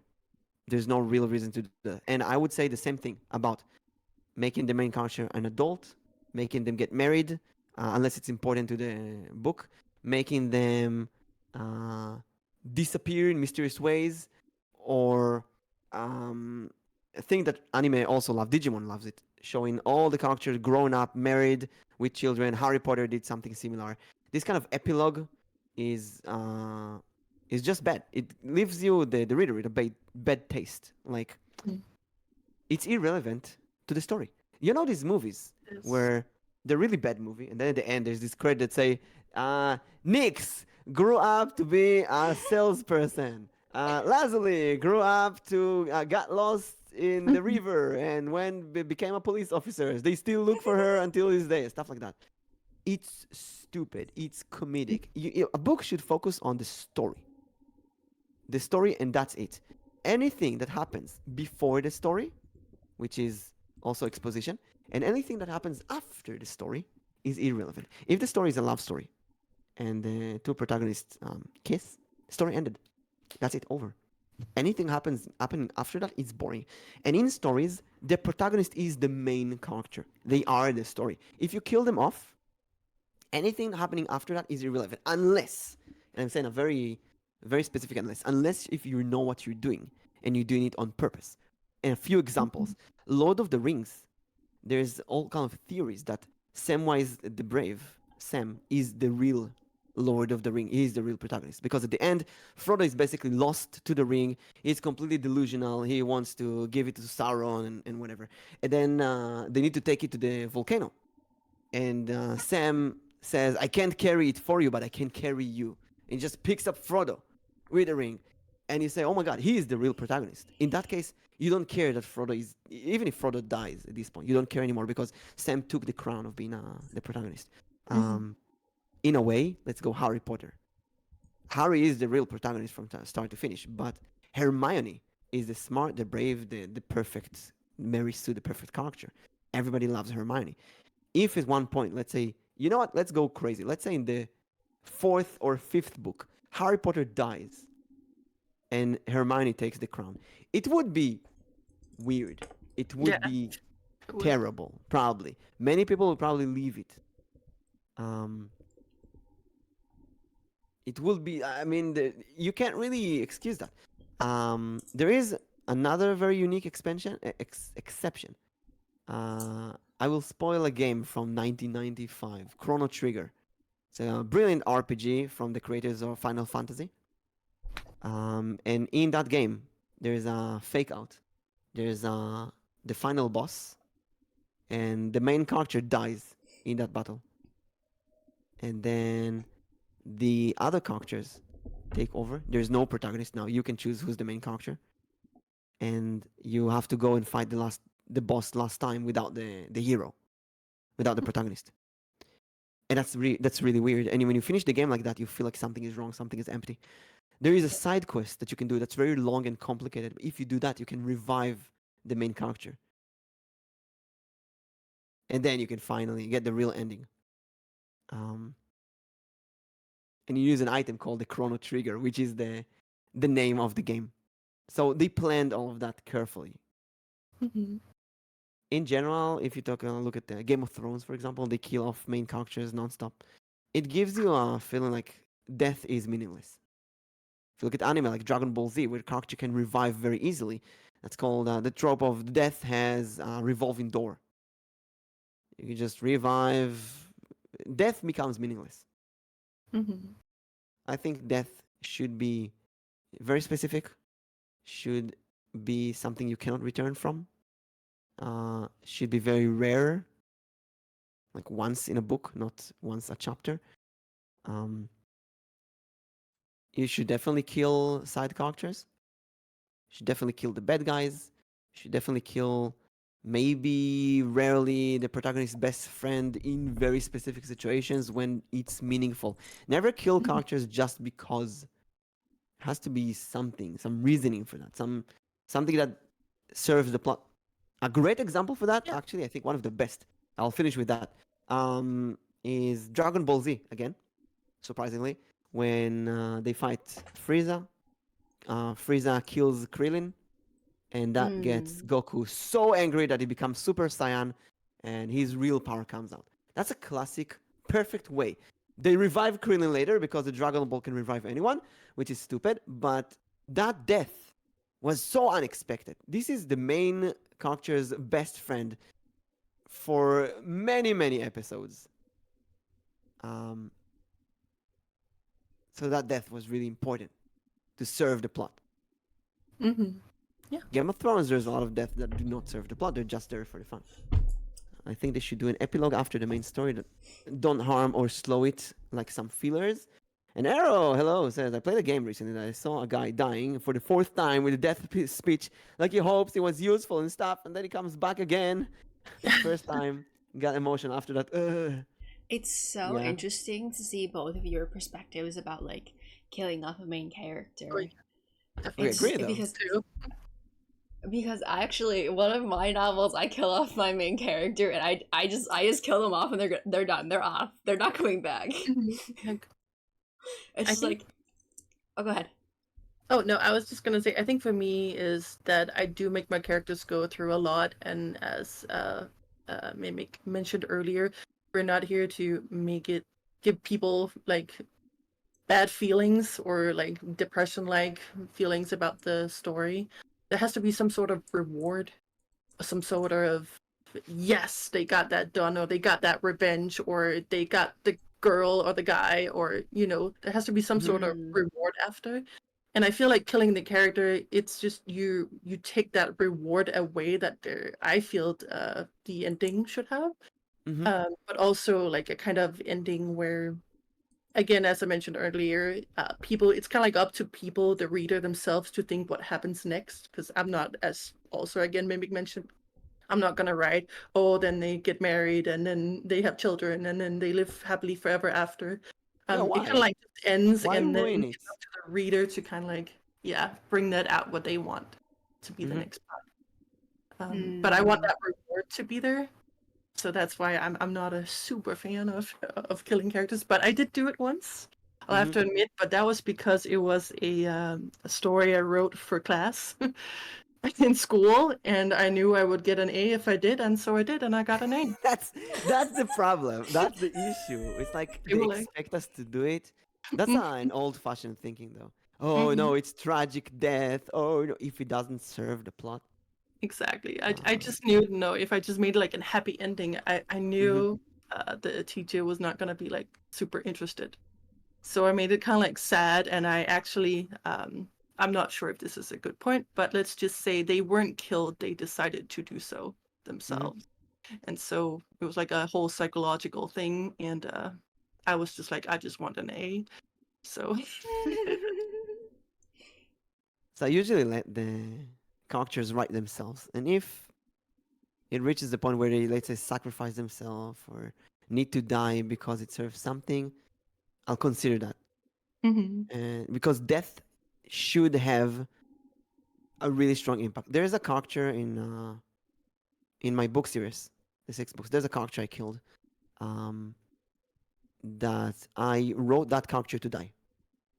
She was written. Her entire point was to die at one point in the series. When I reached that point, that character was so well developed, and I liked her so much as a character that killing her was. I really wanted to change that scene, but at the same time, killing her served the plot so well.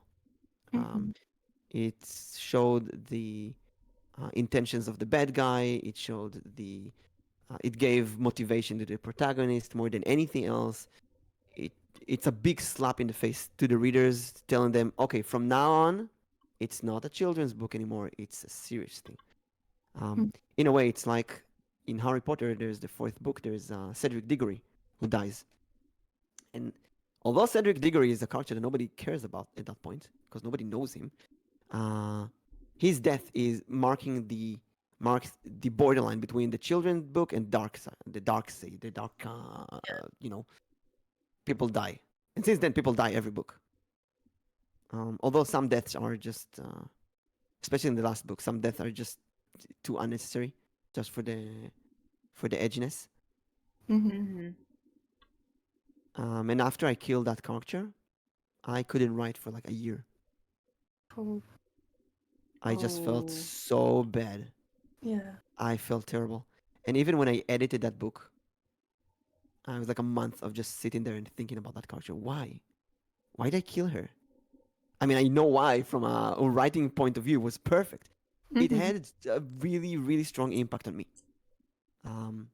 So that's a meaningful death. When a character dies and you're like, fine, okay, another character dies. Like, okay, it's meaningful. It's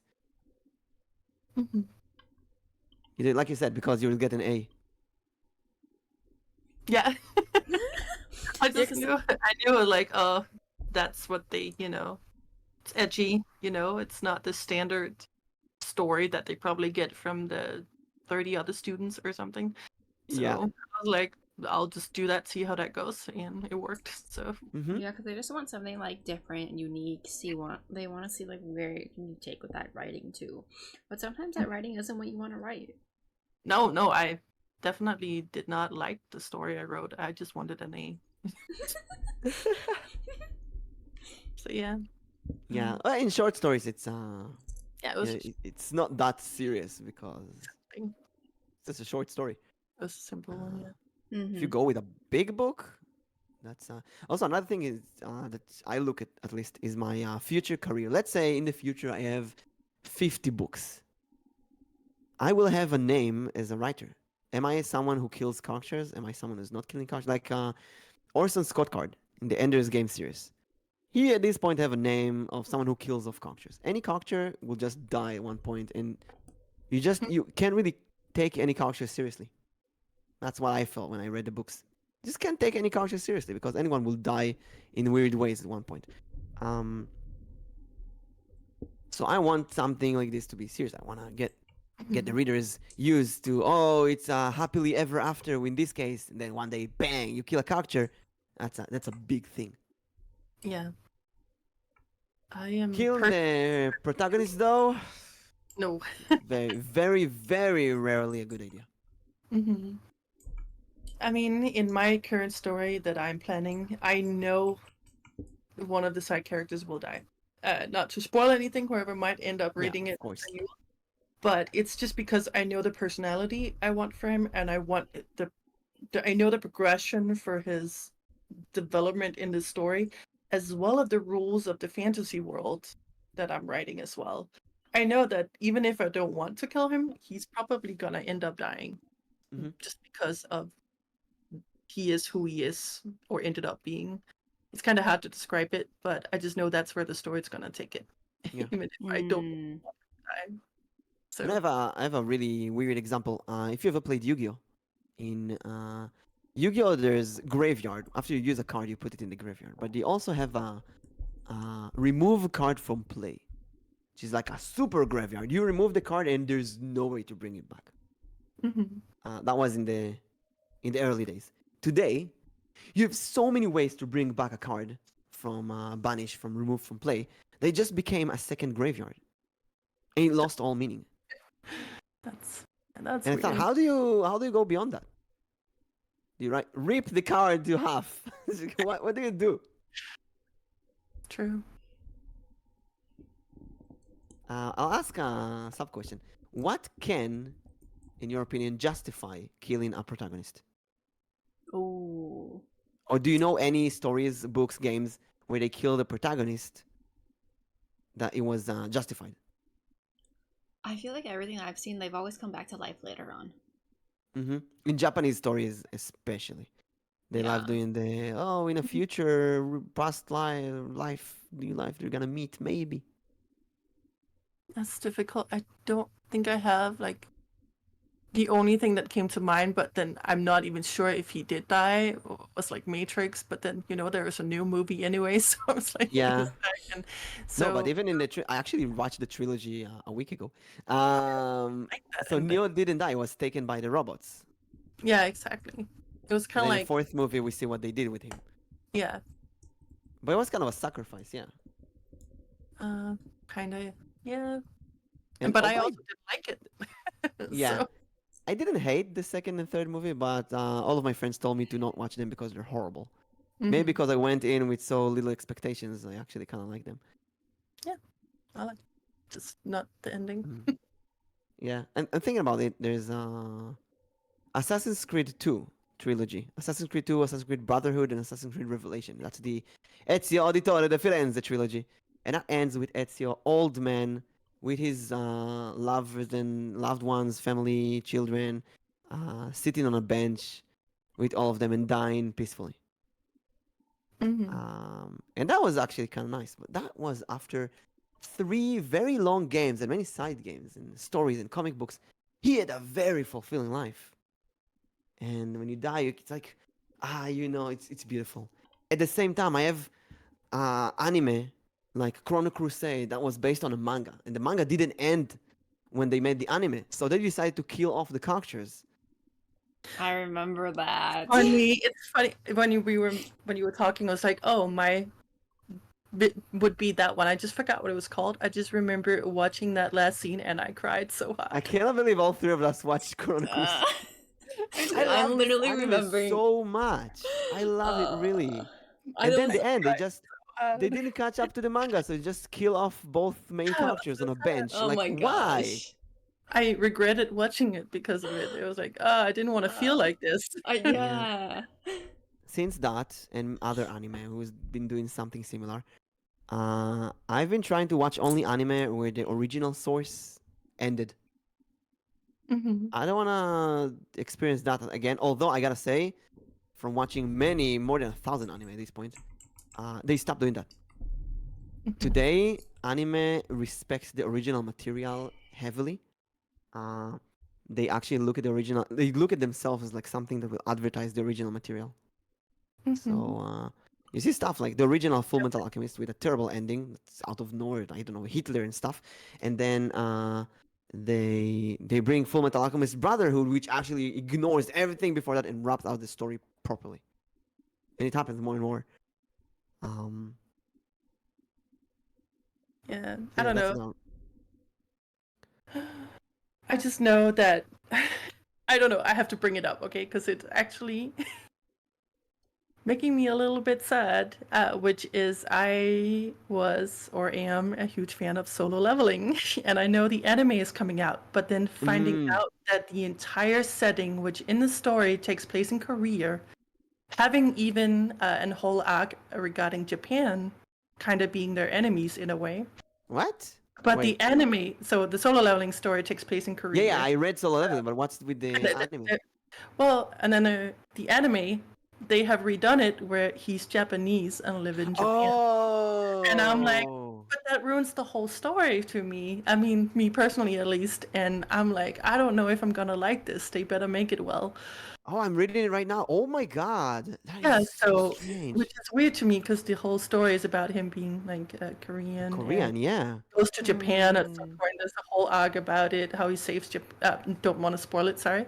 But I was so Okay, they sad. involve all the East Asian countries around, and It does. And yeah, China, everything, America. But do you know that actually it's very common to do that with live action shows where they buy the rights to a show and then they make their own version of it. I know in Israel we sell a lot of shows to Netflix and they make basically the same plot, but instead of in Israel they make it equivalent in America. Oh. So there's a lot of shows in Israel about Mossad and all of these secret organization and stuff like that, and spies and such. So they do the same show in America, and instead of Mossad, it's FBI. It's an example. Or instead of the Israeli army, it's the American army. And it's kind of expected in live action to change it to match the location's culture and themes and geography and so on. But when it happens in anime, it's weird. It's really weird. Because like Solo Leveling is in Korea. It's a manhwa. It's Korean. yeah, I don't know. That's just They me. even changed the personally. names. Yeah. I just saw they even changed names. Yeah, they're even changing the names, so they're like. There's you know, a Tower of God. Tower of God the anime is great. It's really the same as the manga. But there is the thing with the name. mhm. I'm gonna Google it right now. Tower of God. Protagonist name. I know of it, but I don't remember if they changed the name or anything. I didn't watch the anime. Yeah. So I his name heard is it. his name is 25th Bam. And in Korean, it's like, how do you read that? Samuel Derset Ben J. Bam, which is translated to 25th Night.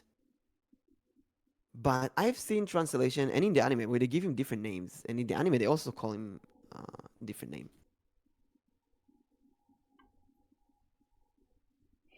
They call him Yoru or something like I don't remember, but it really bothered me that they say one when I watched anime when I was younger. Always bothered me when they say something and something else is written in the subtitles. For example, when they say Oh, yeah. like I don't know, like give me a character name. And like Son Goku. Yeah. They would say Son Goku or Goku-san, and it would write Son Goku or write just Goku. Or when you call a character in their surname, and it says the real name. You know what? When someone calls One-chan, big sister to someone, and the subtitles just say the name, like Nyx, One-chan, and it says Nyx. It's weird. It's really weird. It's like disrespectful to the original material. Mm-hmm. Yeah. I think that also has to do with just kind of like how the country translates things too. Mm-hmm. Because like here you wouldn't, like in a lot of places you wouldn't when you like address like your sister, you wouldn't say big sister help me with this, you would address them by their name. Whereas like in Japan you would say, oh big sister, can you help me with this? Exactly. And that's really, it really just has to do with cultural, but if you understand different cultural aspects, then it definitely gets to you. But if you only understand one cultural aspect, then it doesn't seem so different. Arrow says in Portuguese, Piccolo in Dragon Ball Z was translated to Corquagino de Satan. Which means little heart of Satan. Why? Literally, we got introduced to Mr. Satan and got even more confused. Okay, that's just different when you're confusing everyone together. Yeah, in Hebrew, Vegeta was translated to Makita. And nobody knows why. And thought maybe Vegeta would sound like vagina, and they just didn't want to bring that to the children's show, so they went with Makita. My God. And then they went to Planet Vegeta, which is the name of the planet, so they left that Vegeta, and they changed it sometimes to Planet Makita, and just made a whole mess of already existing mess. Have you guys ever had a moment where you wanted to change your main character's name? Yes. How far in were you? I think I because I actually did in my old novel. But I wasn't that far, and I think I was 15 chapters in, and I think I changed it. But that's because I'm generally not very good at naming anyone or any character I ever create. I don't, because I feel like in some way to me the name has to kind of like fit the personality. I don't know if that makes sense, and I'm not even sure how to explain it. And it just didn't. To me, it was like I didn't associate that name with the person I was writing, and so I changed it. I would sometimes not have a name for a character or a place. And I would put work in progress. Even when I work on books, sometimes call the characters Weep or Weepa, which is work in progress. Until I have a name for them.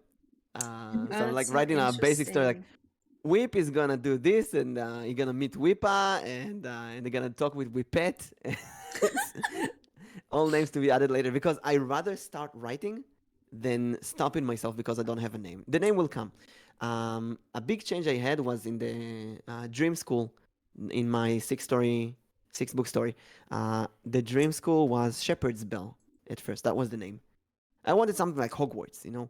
So it was Shepherd's Bell. But I didn't love the name. It wasn't perfect. Something didn't land correctly. And it took me 6 books until at the middle of the 6th book to figure out the name. I didn't publish them yet because I wanted to write the whole series before I publish it. So I changed the name to Hairdwells. And then I went back and edited every place that was Shepherd's Bell. I changed it to Hairdwells. And the name, when I thought of Hairdwells in the context of the series, it felt perfect. It was like, this is the name. And at the last book, there's a scene where I didn't write it yet, but there's a scene where they talk about the original name choosing of the school, and someone says, yeah, they wanted to call it Shepherd's Bell, and there were all kind of names, so I'm kind of making a joke out of it. And then in a book I written recently, there's a character that has a really stupid name intentionally. And she's a really stupid character. She's the clown character. And when she becomes a bit more serious and important, and you see, oh, the clown character is actually important, her name also changes to something more serious. And it's a book where I really break the fourth wall a lot, so it's easier to do that. So I'm like, she asked, how can you change my name like this? It just doesn't work like this. and the author says, "But it did anyway." So again, if you know what you're doing and you play around with it, it's great. Mm-hmm. And if you published it already, then you're screwed. I just went in and edited it. Yeah. My mom has this. She has a series of 7 books, children's book, and she didn't plan for it to be a series. She planned for it to be one book. But every time she makes a series, she has to deal with all kind of things that she already set in stone in this world. Yeah. Okay. Some of it like doesn't make sense, like names and such. But you know you made a choice. That's gotta go with it. Mm-hmm. I feel like one of mine that I have written, I have a name, but I like the name, but when I had asked other people, I didn't like give them any context. Didn't give them any context, and I said, what do you think about this name? And they're just kind of like, it's weird. It's odd. It's the name of this. Why would you have a name of someone of this place? I'm just like, because it fits with the story. And they're just like, it's weird. Get rid of it. But the thing is, like, I still have it, but I have it kind of like in bolded of like, do I want to keep it? Do I not want to keep it? Mm-hmm. You can always keep it for later. That's true. But I think like I have a big list of things that I will one day use. And every time I need an idea quickly, right now, I go to that list and see if there's anything I can use from there. But Like I guess like a box of used junk. For me, I think the controversy about the name that I picked was it's a name of a country. Like America or Canada. No, it's a name of like a small country, small-ish. And so I think that's where the controversy came from. Of like, people were like, "Why are you naming someone after a country? Like, it doesn't make sense." I don't know. There are like characters with the name Europe or yeah. Europe is a continent. That's who Like I know. America is also a continent. I just meant in general that yeah. United Those States. kind of names are fine to use. First name United, last name States. There you go. But you can do whatever you want. I remember when I did a writing seminar. My teacher, there was a outside author who came to visit us and teach us a bit. And she asked everyone about what they're doing. And I told them about the series, and my protagonist is called Karma. Oh. And she was like, "Oh, that's a really heavy name. He's gonna carry a lot with him." And like, I didn't say that, but I'm thinking to myself, I don't need your criticism on the name that I chose. I like the name Karma. It fits the culture. End of story. Yeah. I don't care about the connotations that it gives you. Every person will have different connotations on things. There's names you like, names you don't like. I won't give up actual names, but there's, let's say, the name Bob, right? When I was in school, I had someone called Bob. I didn't. It was an Israeli name, but there was someone called Bob, and I hated that guy so much. It ruined the name Bob for me. Every time I saw Bob in a book or a movie, I remember that person. So if you name someone Bob, that will give me like bad vibes. And there's like a name, let's say I don't know, Jane, which reminds me of a girl from a movie that I really really liked. So every time I see a Jane, I will like her. So you never know the connotations of that. At the end of the day, you do whatever you feel is good for you, and don't let anyone backseat you. Unless if you specifically ask for their opinion. Then you're screwed. It's screwed.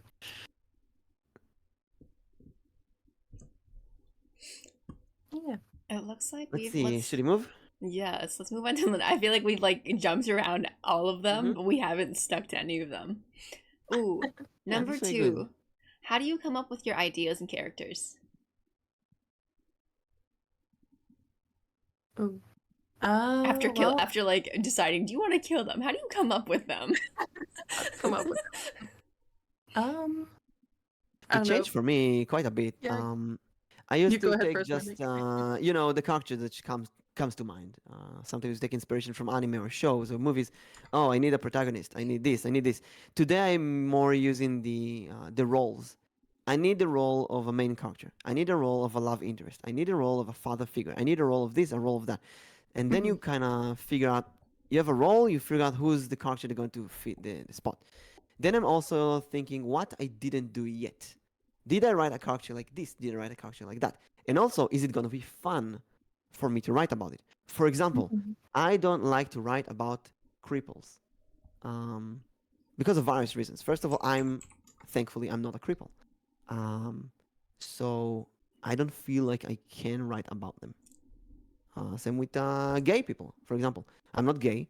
I don't feel like I'm allowed to write about gay, but then again, I'm not a girl, but I am feel like I can write about girls. I don't know. Maybe it's because I talked with more girls than I talked with gay or crippled or other kind of, I don't know, real life individuals that I'm not really well versed with their uh, with their cultures and issues and stuff like that.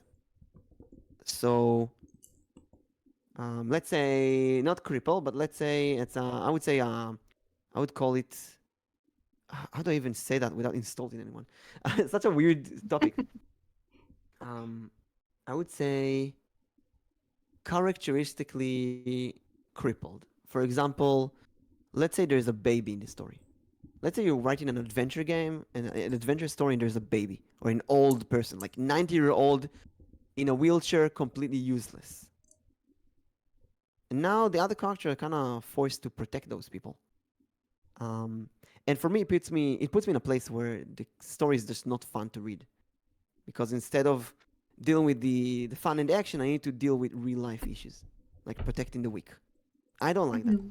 Puts me in an uncomfortable position. So, if that was just an example, right? If there's any kind of issues like that, I would rather not write about them. Um, at the same time, saying that, I have been exposed a lot more to gay people and LGBTQ and trans in the VTubing community. So writing a character, let's say about a trans character, could actually be a very interesting challenge for me. I will need to talk to trans people about maybe interview one to learn more. I feel like I need to do homework for that. It's gonna be hard work, It's not gonna be very simple and easy.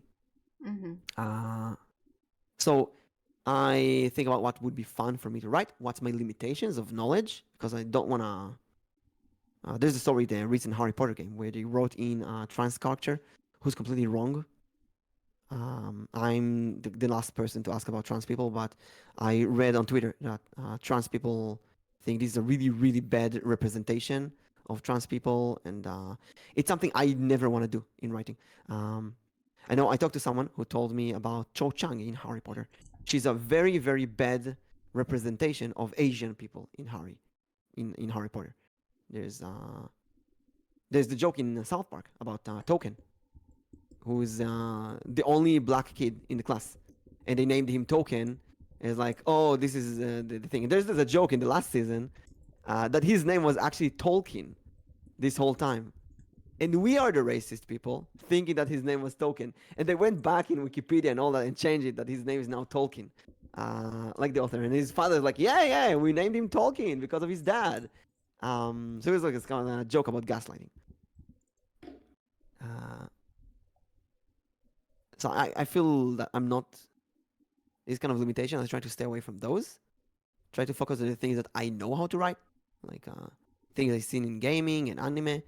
And then there's also real people. That's a trick I use.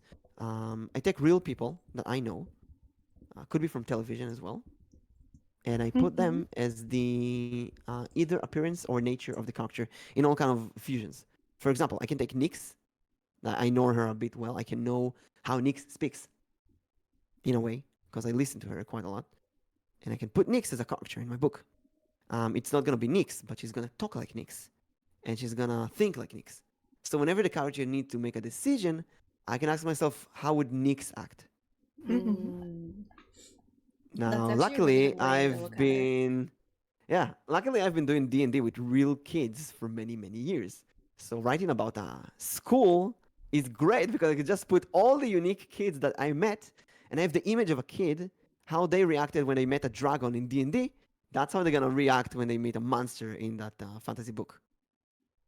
Mm. They take politicians as teachers, uh, take VTubers that you like as all kind of characters. That's a really fun way to do that.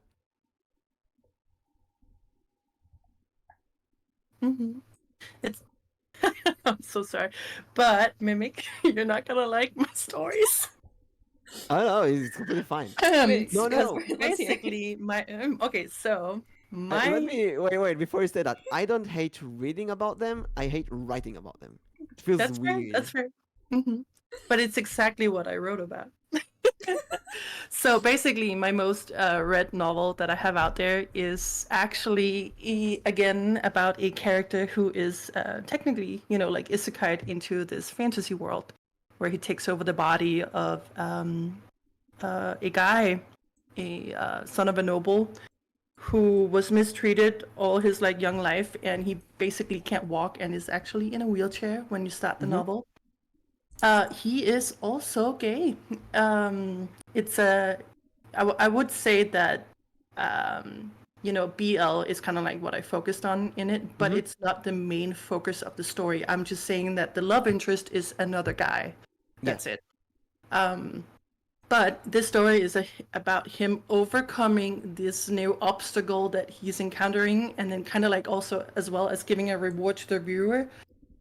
Sorry, I'm losing my voice. Where he was mistreated. You kind of learn about his story. He now has to live this life, but he doesn't want to live like this. So he's trying to, it's not like he was a cripple from birth. It was like it happened to him from being mistreated. Does it change during the story, or does it stay crippled? No, it definitely does, because that's the main point. here's- Is that he wants to move forward, and he pushes himself to become better, and then his way of kind of like getting back at the others while also improving and take himself out of that life. That's actually that's a good example of how you can take something like that. For example, Harry Potter is crippled from the family perspective. He doesn't have a family, and he grows to have family and friends. So I'll give an example of what I was talking about. And gay, just to put this, I don't feel uncomfortable reading about gay. I just feel like I shouldn't write about them right now because I'm not knowledgeable enough. I don't want to insult anyone. I don't want to put I don't know. I didn't really think about that, even though I'm a girl. I just I was like, you know what, No, because you the read BL, you're probably more I do, versed I in like that it. than me. Yeah, and I don't necessarily think it has to be a guy and a girl for the romantic interest. It could be a guy. So my romantic I interest can in my teach you. novel is a guy with a guy. That's it. What I But it said, doesn't- Big, is that thankfully, if I ever want to do that, I have so many people around right now that are trans or gay or LGBTQ, and I can just talk to them and they will tell me everything. That would be great. As for the cripples, I want to say give the Ender's game example again in this in the Ender trilogy, Ender Quattro book OG. Ender is actually getting older and more crippled the more the book. He ended up being completely old and unusable, and everybody else is the protagonist. He's completely useless. He's a burden to everyone else. And that's a thing that really bothers me. In a way, you can take Neo from The Matrix, who's getting blind in the last movie, and he ends up being like completely. When I say cripple, I don't necessarily mean in a wheelchair. You could be in a wheelchair, but you can still be a protagonist. I mean, crippled from the point of I get what you mean, though. the other characters carry you. You're not the protagonist. You're a bother. Quadrilogy. I'm like trying to figure out. I understand There's an it, but I'm trying isekai to figure it out. where there's the isekai that the person is born into an onsen, a hot spring. I don't know if you heard that. And he can't move. He's a hot spring. He died and he's reborn as a hot spring, and then beautiful girl come in and bathe inside of him and so on. What? And that's really funny. That's hilarious when you put it in a comedy. And your book is a fantasy setting, so naturally it's going to be less bothering. But when you think of a fantasy setting, I immediately go to Peter Pan, where you have Michael, the little guy, the little boy. And Michael is completely useless. They chase after him. He's getting kidnapped. It's just a burden for everyone. Why did he get him? Why did they take him there? He's a like 4-year-old. Just leave him in the house. He's not there to fight pirates. It doesn't make sense. But we must take him. I kind of get what you mean. With like not knowing or wanting to write it because maybe not know enough about it. Like there are definitely other topics I would probably not bring in. Again, like if I do BL, it's not that I'm against doing Yuri. I just don't have that much. Exactly. I don't know, references to it where I feel like I could write that as well as I maybe can with BL. So I do get what you mean. That's the thing. It was funny when you mentioned it, and I was like, "Oh, literally, my character goes in and becomes kind of like a cripple in a wheelchair, and the male." No. I phrase it very, very differently. Oh no, I got what you mean though. That it's about writing it itself can be. They're like Slide and I can be a reference. She said Yuri. Yeah, Yuri. But Girl. maybe Nyx's left foot and right foot in the coming fit stream can What? be an example for a Yuri relationship, you know? Little summary for it. Nyx, your feet are they're female? No comment. I don't know. Vicky and like be my reference. Okay. Thank you. I do feel like there's rom-com in any book or story that I write. I really love writing rom-com. Mostly because of anime, obviously. And then you get a lot of stupid characters like that. Puts on female maid outfit and a wig. Let my hair down. Oh no, what is going on in chat? This is a common occurrence in chat. Don't worry. If you subscribe to Nyx, she will read those comments like a story. In Gollum voice acting. Oh my gosh.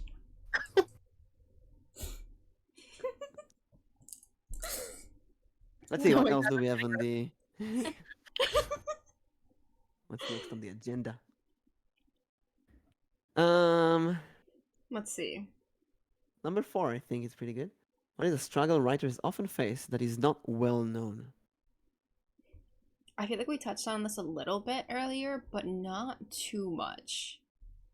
And I want to ask the same question about VTubers. What's a struggle that VTubers struggle that is not well known?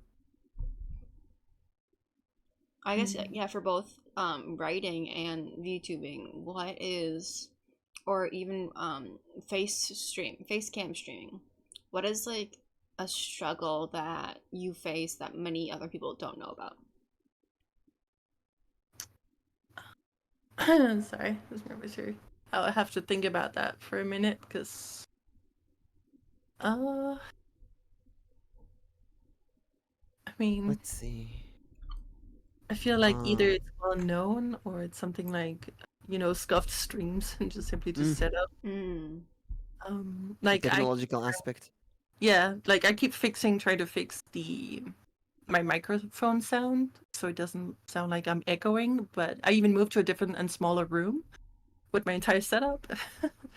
But I still have not, like, little things like that is what I can think of, kind of like annoying little struggles.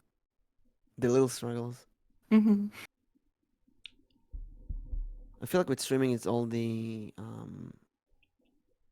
people you talk to behind the scenes. I would say the bad people. Because obviously there's a lot of good people behind the scenes, but every once in a while there's a bad person. And these people that you don't want to interact with, at least there's a learning curve at first. You need to learn how to avoid those kind of people. That's something, a struggle that not many people know. For example, you can stream for 12 hours, then someone would talk to you after the stream and say, "Hey, I really like your stream. Do you want to play Apex with me? Like right now?" Like, no, I just streamed for 12 hours. Okay, do you want to play tomorrow morning? No. But you don't want to insult anyone. I think this is a big struggle that I've been dealing with this year. It's much less now. I learned how to say no. That's the thing, learning how to say no. I think that's the issue. And this podcast really helped me. Because these all kind of advices that I give to others, but I never do them myself. And when it comes to writing, I would say money. Money, money, money. Writing is a long process. Publishing a book is very expensive. Or you do it yourself and then you have to learn all kinds of things that you don't know how to do. Mhm.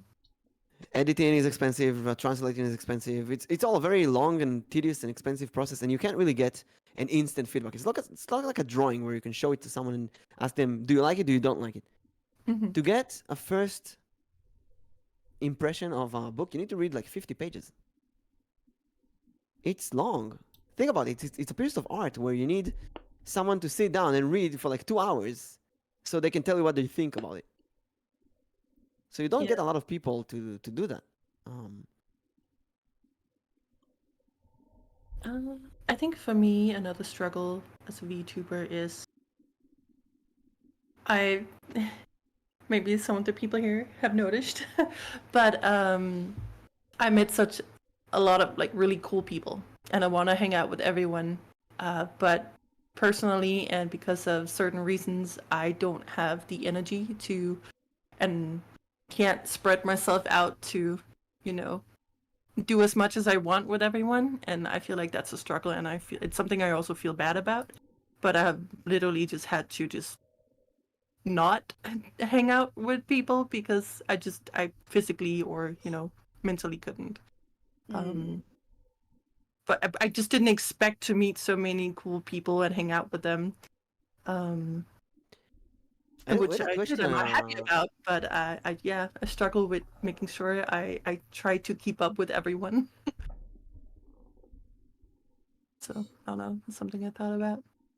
I had a question about that. We talked about this in the previous podcast. Collabs as a VTuber, it's a common thing. As a face streamer, is it also a common thing? Did you consider approaching the people then, like now? No, not at all. I never even thought about doing collabs back then, really. Unless is it something that came up when you became a VTuber? Yeah, it was. I never even thought about the concept, but I would play with friends, in games and stream, but I would be the only one streaming. They were not like streamers, but they would be in the stream with me. People could hear them playing. I played a lot of Rainbow Six Siege. Stuff like that. There would be other people, but I wouldn't call it like a collab like how we set it up now with other streamers. I tell you, collab is something that comes from the Japanese VTuber Hololive Nijisanji thingies. It all came down to Kizunai. Collab. Yeah, I think for me personally, I think it's just coming up with something. Like when it comes to writing, I always come into writer's block. When it comes to streaming, I always struggle with what do I want to stream? What kind of game do I want to play? What kind of content do I want to make that day? It's just like coming up with something is like, for me, is a struggle that I deal with a lot. Yeah, that's fair. Because I feel like my creativity is like blocked. Like there's creativity, but there's like a dam, and I only get so much creativity every day. What's a good solution for that, do you think? I honestly don't know. Anyone have suggestions? What I do is I just plan ahead. Every time I have an idea, I put it in a list, even if I'm not going to do it right now. And then in the future, I can just look at the list of things to do. Games is always a good option. I have the 3 main categories, which is game, tarot, and D&D. So I just plan ahead. I have like 7 different games installed on my computer right now. So whenever I need an instant game, I have it ready. I have the usual games like Diablo Binding of Isaac, which I can always play, Honkai Star Rail. There's always just chatting stream, writing stream. And then all kind of stuff like meditation stream that I want to do one day, but I don't know how to do them exactly. And when it's ready, it will happen. And then there's new stuff. Like, if you want to do something new, right? Easily like the feed stream out of nowhere. I thought, you know what, let's do a feed stream. You've been playing that for a while though. Yeah. But I didn't plan to do that when I started streaming. None the least. Not at all. I just came out doing streaming. Maybe even someone said, if you like feet for so much, why didn't you stream them? And I was like, okay, fine, I'll do it. But a great way to get ideas and inspirations from other VTubers. So I've been watching a lot of Niji Sanji Live and so on. And I've been kind of thinking what they have been doing on stream. And you see all kind of stuff. Like the hand streams and music streams and gaming with chat, and game with collabs and big games and small games. Yeah. You can also ask ChatGPT. Yeah, if you don't have any. Well, Peony, Peony told me she needed an idea for a stream with people. She just wrote all the details that she needs to ChatGPT, and it gave her ideas.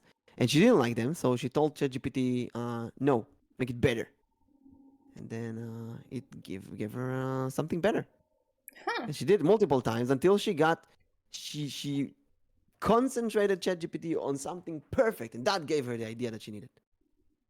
So ChatGPT is a really good tool for that. I think for me, it's more of like I want something that's more original because I don't like taking like similar or the same idea as other people. Like it's for me, it's different if I can think of it on my own and find that, oh, someone else did it. Whereas like I don't want to see like this person did this and I want to do exactly like that. But you will never have original ideas. You take what someone else did and put your own spin on it. So let's say someone did a cooking stream. You do a cooking stream with mushrooms. Let's say someone did a hand stream. So I did a hand stream with socks on my hands. Let's say someone did an art stream. You do art stream with your, I don't know, paint with your nose. Paint with your finger. Finger paint, like in kindergarten. You always put your twist on it. Painting with a mushroom. You buy a mushroom plushie, you put it in paint, and you paint with the mushroom. And you title it Painting with My Mushroom. And you obviously paint a mushroom with your mushroom. That's funny. I think like specifically, like I think when it comes to like drawing or writing, I don't want to look at someone else's art and make the same thing in my style. I want to be able to come up with something and then take references from like different art pieces and then make it my own style. I don't want to look at one thing and then copy that exactly. And I think that's where my creativity is limited because I can't think of like, what do I want to draw? What do I want to paint? What do I want to sketch? And like I kind of feel like it leads into writing and then like streaming a little bit of like I see everyone else doing this, but there's nothing that I've done that is uniquely me. You doing that is already uniquely you. Elaborate. Well, nobody is you. You're Nyx. You're the only one who's you. So whatever you're doing, it's always unique. Just by you doing that. Let's say Lazullli is doing a writing stream, and you write something, and let's say you get the same prompt. You write exactly the same prompt. Use the same prompt, write a different book. Technically, you're doing the same, but the result is going to be completely different because you and Lazullli think different ways. That's why it will never actually be complete 100% original. You will always take inspiration from movies and books and stuff other people already made. But you are putting your own twist on it.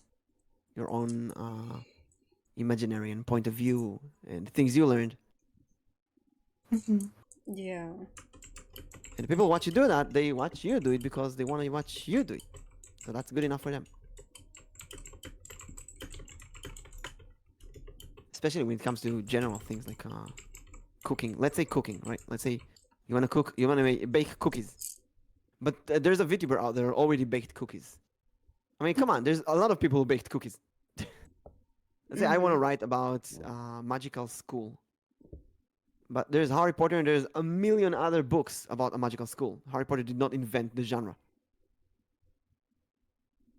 I can wait for something original forever. Um, it's not gonna happen. Everything is inspired by something. Yeah.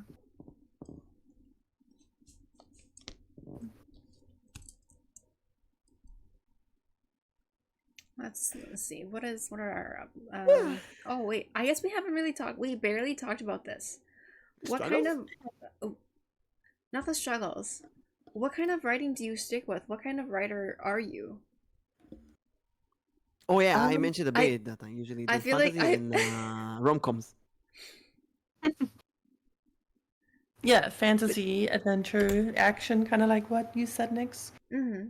But do you Um, guys only stick with like writing novels, web novels, comics, etc., Mm, etc., or do you branch out? Because I only have novels. Oh, actually, no, I lied. I I tried a webtoon that got nice. nowhere. can you send it to us for research purposes? There's only 2 panels drawn. I can't really give you much.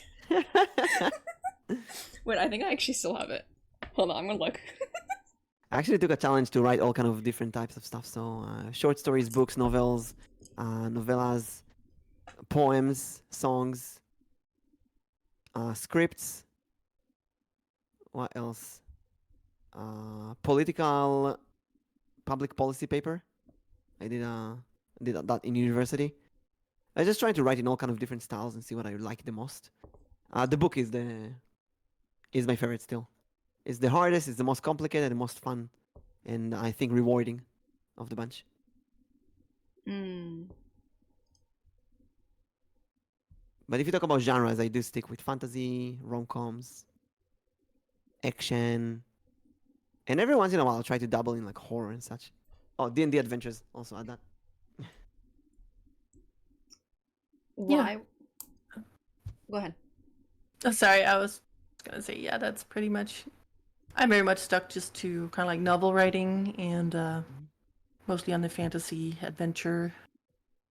I have been wondering about the whole like I don't know what they call it, like urban style, where it's kind of like fantasy, but it's as we like on Earth as we know Earth. You know, where they mix it in.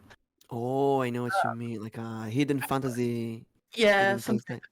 kind of Harry like Potter is that kind of genre in a way. yeah, it is something like that. Yeah, yeah, yeah. I'm also interested in. Stuff like Artemis Fowl. Yeah, I've read that too. Mm-hmm. Mm-hmm. Would you guys ever stray away from your current writing, from your current genre, and write something else? Yeah, definitely, definitely. I think we need to grow and try out different styles, different things, Mhm. especially because you don't want to repeat yourself. Mm. I'm not against it, but I would need to have some sort of personal passion for it for me to Mm-hmm. actually do it and get it done. Definitely, definitely. So Oh, I be found open. my first panel. Let's go. You gonna show it on Not stream? me. Not me Mhm. casually opening it. This is on my laptop, so I wouldn't be able to. Let me open it first. We'll see what happens, because I don't remember. It's been a year or two. I don't know. Show it on stream without opening it. Take a risk, you know. No, don't do it. What if there's your real name or something signed in there? Signature, Nyx, real name, Oleander. Even then, when I started to do stuff, I actually didn't use my name. I used an alias still. Mm. Mhm. But I'm like opening it, looking at what it is, and there's not much to it, I guess. I think I It's realized just the panel, an empty panel.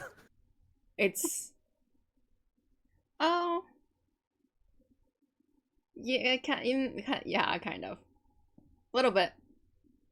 You know what? I'll take a screenshot just because it's a weird little program that I use that I'm not too happy with.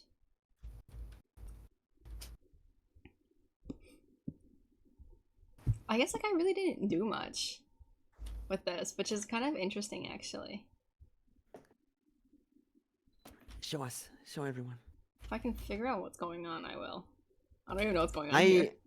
I really want to write horror one day, because since I started watching VTubers, I really got into horror. Mm-hmm. But I found that writing horror is very complicated. Horror games use a lot of jump scares to break the fourth wall, and I feel like in a book it's gonna be very complicated to replace that with something and actually frighten the writer, the reader. Mm. A lot of like build up or something. I don't know. Yeah, Out of it's really hard. I tried doing some D&D horror. It was nice, but it was very limited. Very, very limited. You have to go with psychological horror stuff. Mm-hmm. I'm remembering why I stopped. This is a really bad program. I can't even zoom in as much as I want to. If it's program fault, just do it now with a new program. Today. Writing your manga stream. Is there a topic? Well, I'm still trying to get this up. Is there a topic or a genre you guys refuse to write about, or would never want to write about, even if you learn more about it? I think, like Lazullli said, if you have passion for something, you will write about it. Obviously, there's stuff like all kind of porn that I'm not really passionate about, but you never know, might change. You can just wake up one day and think, oh, I really want to write about this or about that. But usually anything that I'm really uncomfortable with, I don't want to write about. Or things that I feel like I'm not well versed enough to write about them properly.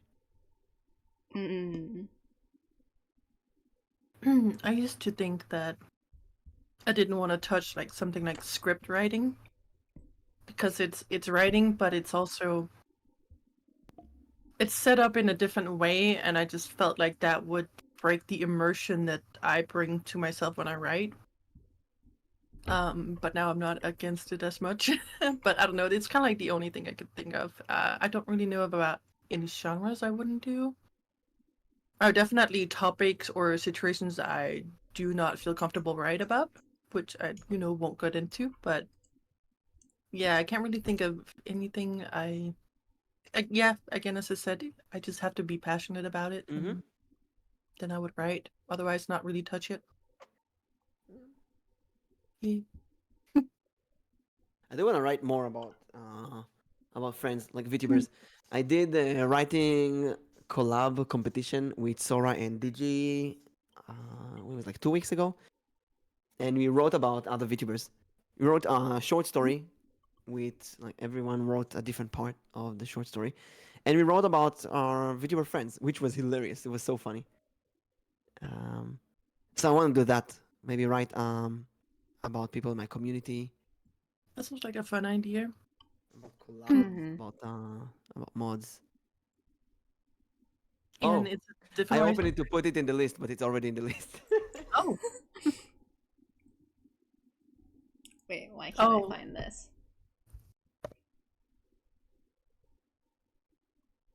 Oh, can I not? Am I not able to show this? Why not? What do you mean? Just drag it into OBS, or is it not a JPEG file? Oh, there we go. There we go. Now I can get it. It didn't want to work the first time. Also, can you send it to me on Discord so I can show it in the recording as well? I'm gonna show everyone Nyx's private.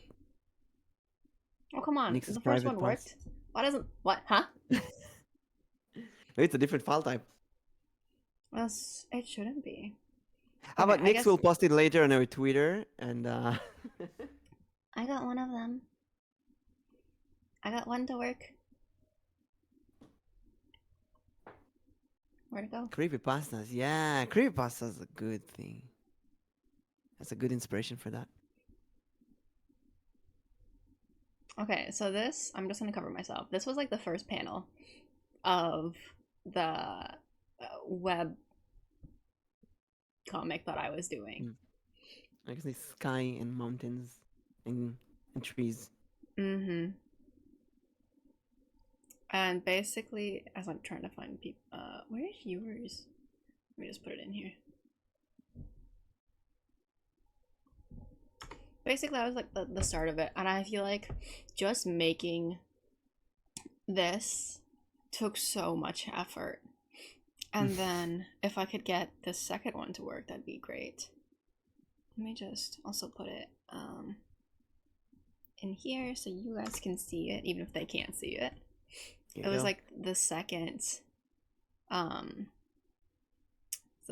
panel, but again, it just, the first panel itself, like the sky, the mountain, the trees, it took so much work. Mm-hmm. And I You think, have to get used to it the more you do it. yeah, but even so, like, if you wanted to, and that's like, it makes so much sense why like a lot of people who make comics, who make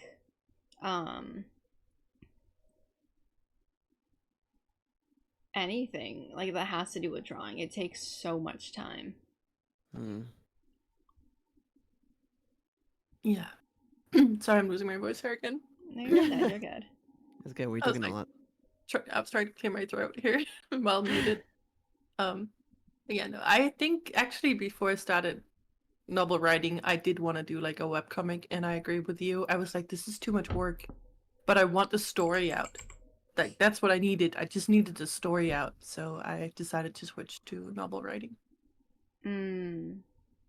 Yeah, it's something so just- much. You want it out there. Yeah, I just wanted to get it down, the story down, and I felt like in a web comic style, it would take too long, and I would probably get, discouraged or disinterested and stop it, and then not get it out. It's drawing takes so much time. You're so right. It does. I Like, think forever. I got my second panel up, and so this, just these two, so the background, and the two small panels, which aren't even completely done yet. Like, I'm pretty sure that took me half a day. It took so long, and I think I was just kind of like I can barely even draw like my first character well. How am I going to be able to draw it throughout all these chapters? Like, just I don't even know. And so that was something I wouldn't, I did give it up. But it was just, there's so much dedication that needs to be put into it, and I at least made the attempt to start it and to see how it really was before I said, no, I don't want to do it anymore. Or, no, this is going to take up a lot more time than I really thought it was. I at least made the attempt. So I can't, no one can say, like, you didn't try, so you can't say anything. Well, I did, and this is my proof that I tried. Yeah. Yep. That's true. You did a good job, That's and good. now Yeah. your first panel is gonna be hanging on the wall in our studio forever. I mean, yeah, I wish, that you could have moved forward with it. But I do know it takes a while to draw. It does. And like I really like my first panel. I think getting that to be super nice. I was just kind of like, okay, I can do this. It's not bad. It'll be okay. But then like I went into the next panel, I'm just like, oh, it's not as easy as I thought it would be. Yeah.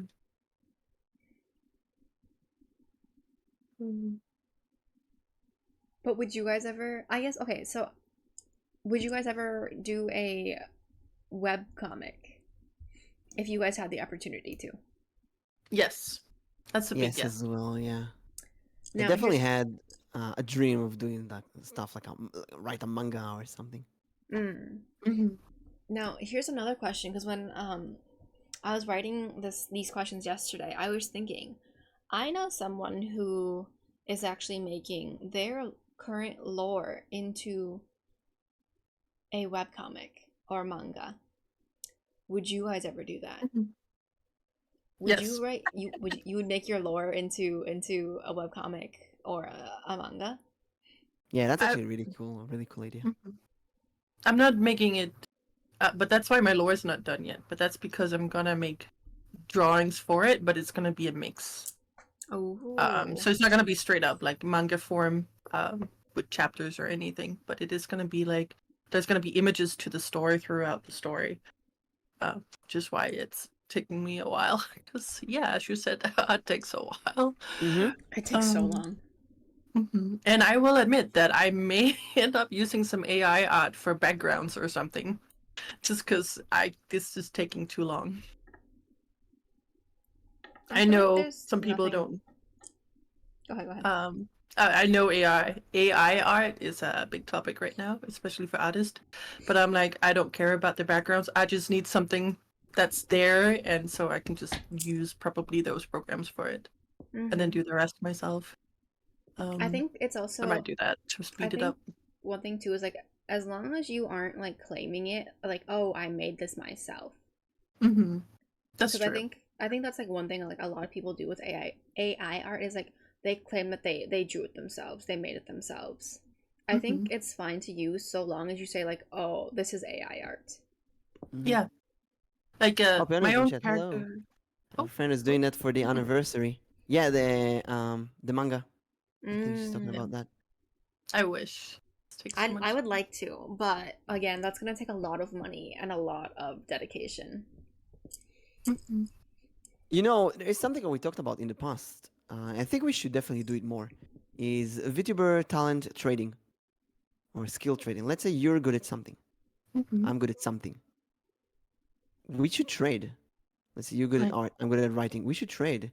You should. I'll write something for you. You make art for me. Stuff like that. Why aren't we doing that more?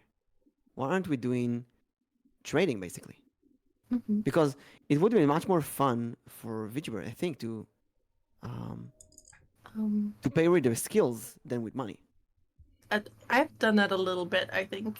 Like I drew some emotes for some people who then in return did like sound effects with music and voice line. Where one did a voice line and one did the music, and then I gave them an emote. Yeah. Each. That was super fun. It was so rewarding, and I love it. It's my favorite So maybe you can do that with the themes backgrounds. that I have. Yeah. That's true. I wish, like, if I knew somebody, I would definitely do that over just using AI. But Anyone out there who knows how to draw backgrounds, yeah, please let me know. and they want something in return. All I can say is that I drew my own character, which is currently on stream. So that's I don't know, but I don't do backgrounds. So you can do character, but you can't do backgrounds. Yep. So anyone out there who can do That's backgrounds but interesting, can't do characters, contact Lazullli. Fair. Take my uwu. Where's the contact? Yeah, it's my uwu already. So about like the trading, I feel like it's good and it's not good at the same time. I think if you have people you can trust to exchange like that, then it's good because I have someone IRL who I do the same thing. It's like we exchange arts with each other. We never buy anything from each other. We normally end up exchanging it. However, when she tried to do the same thing with someone else, they just took advantage of her. Yeah. You gotta know the person. You gotta have to trust know them. And I think that's really where it comes into is like she did it with someone else where she didn't know them too much, but she heard from other people that this person was trustworthy. In the end, she got backstabbed, she got taken advantage of, and pretty much didn't get any. Oh, I'm back in stream. Okay, let's go. The stream's back. Okay. Okay, there we go. Yeah. Okay, we good? Welcome back. Yay! We missed you. Or Welcome back, everyone. Okay. Usual stuff. Embrace The stuff. usual. Yes, it's back. This is a common occurrence. Actually, happening at the end of the stream is good. Yeah, because my drop frame rates are really bad actually. Mm, I don't know But about you, but my culprit was the wall plug was a bit shaky, so I just took a rubber band and I put it around it, and since then I almost have no disconnections. Oh, it's oh, an easy fix. That would be nice. yeah, but I think in the end, The trading, the as girl long who got as backstabbed. yeah, I think trading it 100%, like 100% it works. You can make it work, but it really just depends on whether or not you trust the person and you know Mm-hmm. that they can deliver what you want as well. Yeah, that's a big question. And if I'm thinking back on this year, who I can actually trust with this kind of trade, there's not a lot of people. Not a lot of people. Not a lot of people Mhm. actually. Um, a lot of people that I met this year are very fickle in a way that they can disappear and start streaming any moment. Mhm. That's why coming back to what I said at the beginning, that Nyx is the most consistent person I've been streaming with. Yeah, no, I could see It that. shows you, yeah. Very consistent. Thanks. I try. And even when she took a hiatus, she kept this podcast. Even when she doesn't have internet, she finds a way to do the podcast. I didn't It's have power last impressive, week. honestly. That's Yeah. amazing. It's impressive. In D&D or collabs, if it's one-on-one collabs or multiple people collabs, there's so many cancellations for various reasons. Mm-hmm. So it's not something. It's not common. It's not to be taken for granted. Mm-hmm. One of these days we'll collab. I have I'm sorry, I have a really long collab list. I'm not even kidding. I need to get back to it as well. I have people asking for collabs. I'm just like, okay, I'm gonna put you on the list, but you won't hear from me until like 4 weeks later. Just do like Arrow. I think I talked about this with who was it with? I don't know, with someone that at this point I'm not accepting collab invitations from people that I don't know. I invite people for collabs. Of course, it's a lie, right? If someone invites you to a collab, you might say, "Okay, I'll do it." Really depends on what you feel like doing. It depends on all kind of million things. Mm-hmm. Yeah, it really depends on a lot. I've been curious about. Like I started doing a collab with one of my streamer friends, and we play Raft. But we have also like started to make it into like a small series where we go, like we will collab and then continue on in the game over several streams. And so I'm hoping to kind of start doing that though with a couple of people instead of collabing with different people. I want to try maybe about like 4 people and then have like a stream of collabs going for like a specific game or something. Is what And then I'm. change the collab partner every like 1 hour or so. Not every 1 hour. What? What do you mean? Sorry. I thought you meant one stream where you change the collab, you collab with multiple people one after another. Oh no. More like I would have like specific people, and then I would do kind of like stream with them, but not just like one time. It would be like then maybe like a weekly thing, like once a week. Like every two- Wednesday I Yeah. collab with that. Every Wednesday I collab with that Yeah. person. Yeah. If for a specific game until that game is done or we're done playing that game. Yes. These are very recommended. They're the best in my case, I think. Playing a long series or like this podcast, for example, with the same person over in the same day over a few weeks, or D&D with the same group over a few weeks, it's really good. The problem is that some people cannot be consistent, and they have all kind of life issues and events. And Yeah, no, I get that. That's Yeah. true. I think that's like, I actually had this conversation with someone the other day when I was doing a collab, and for me, this podcast can be consistent because I can make it work and it's early in the morning.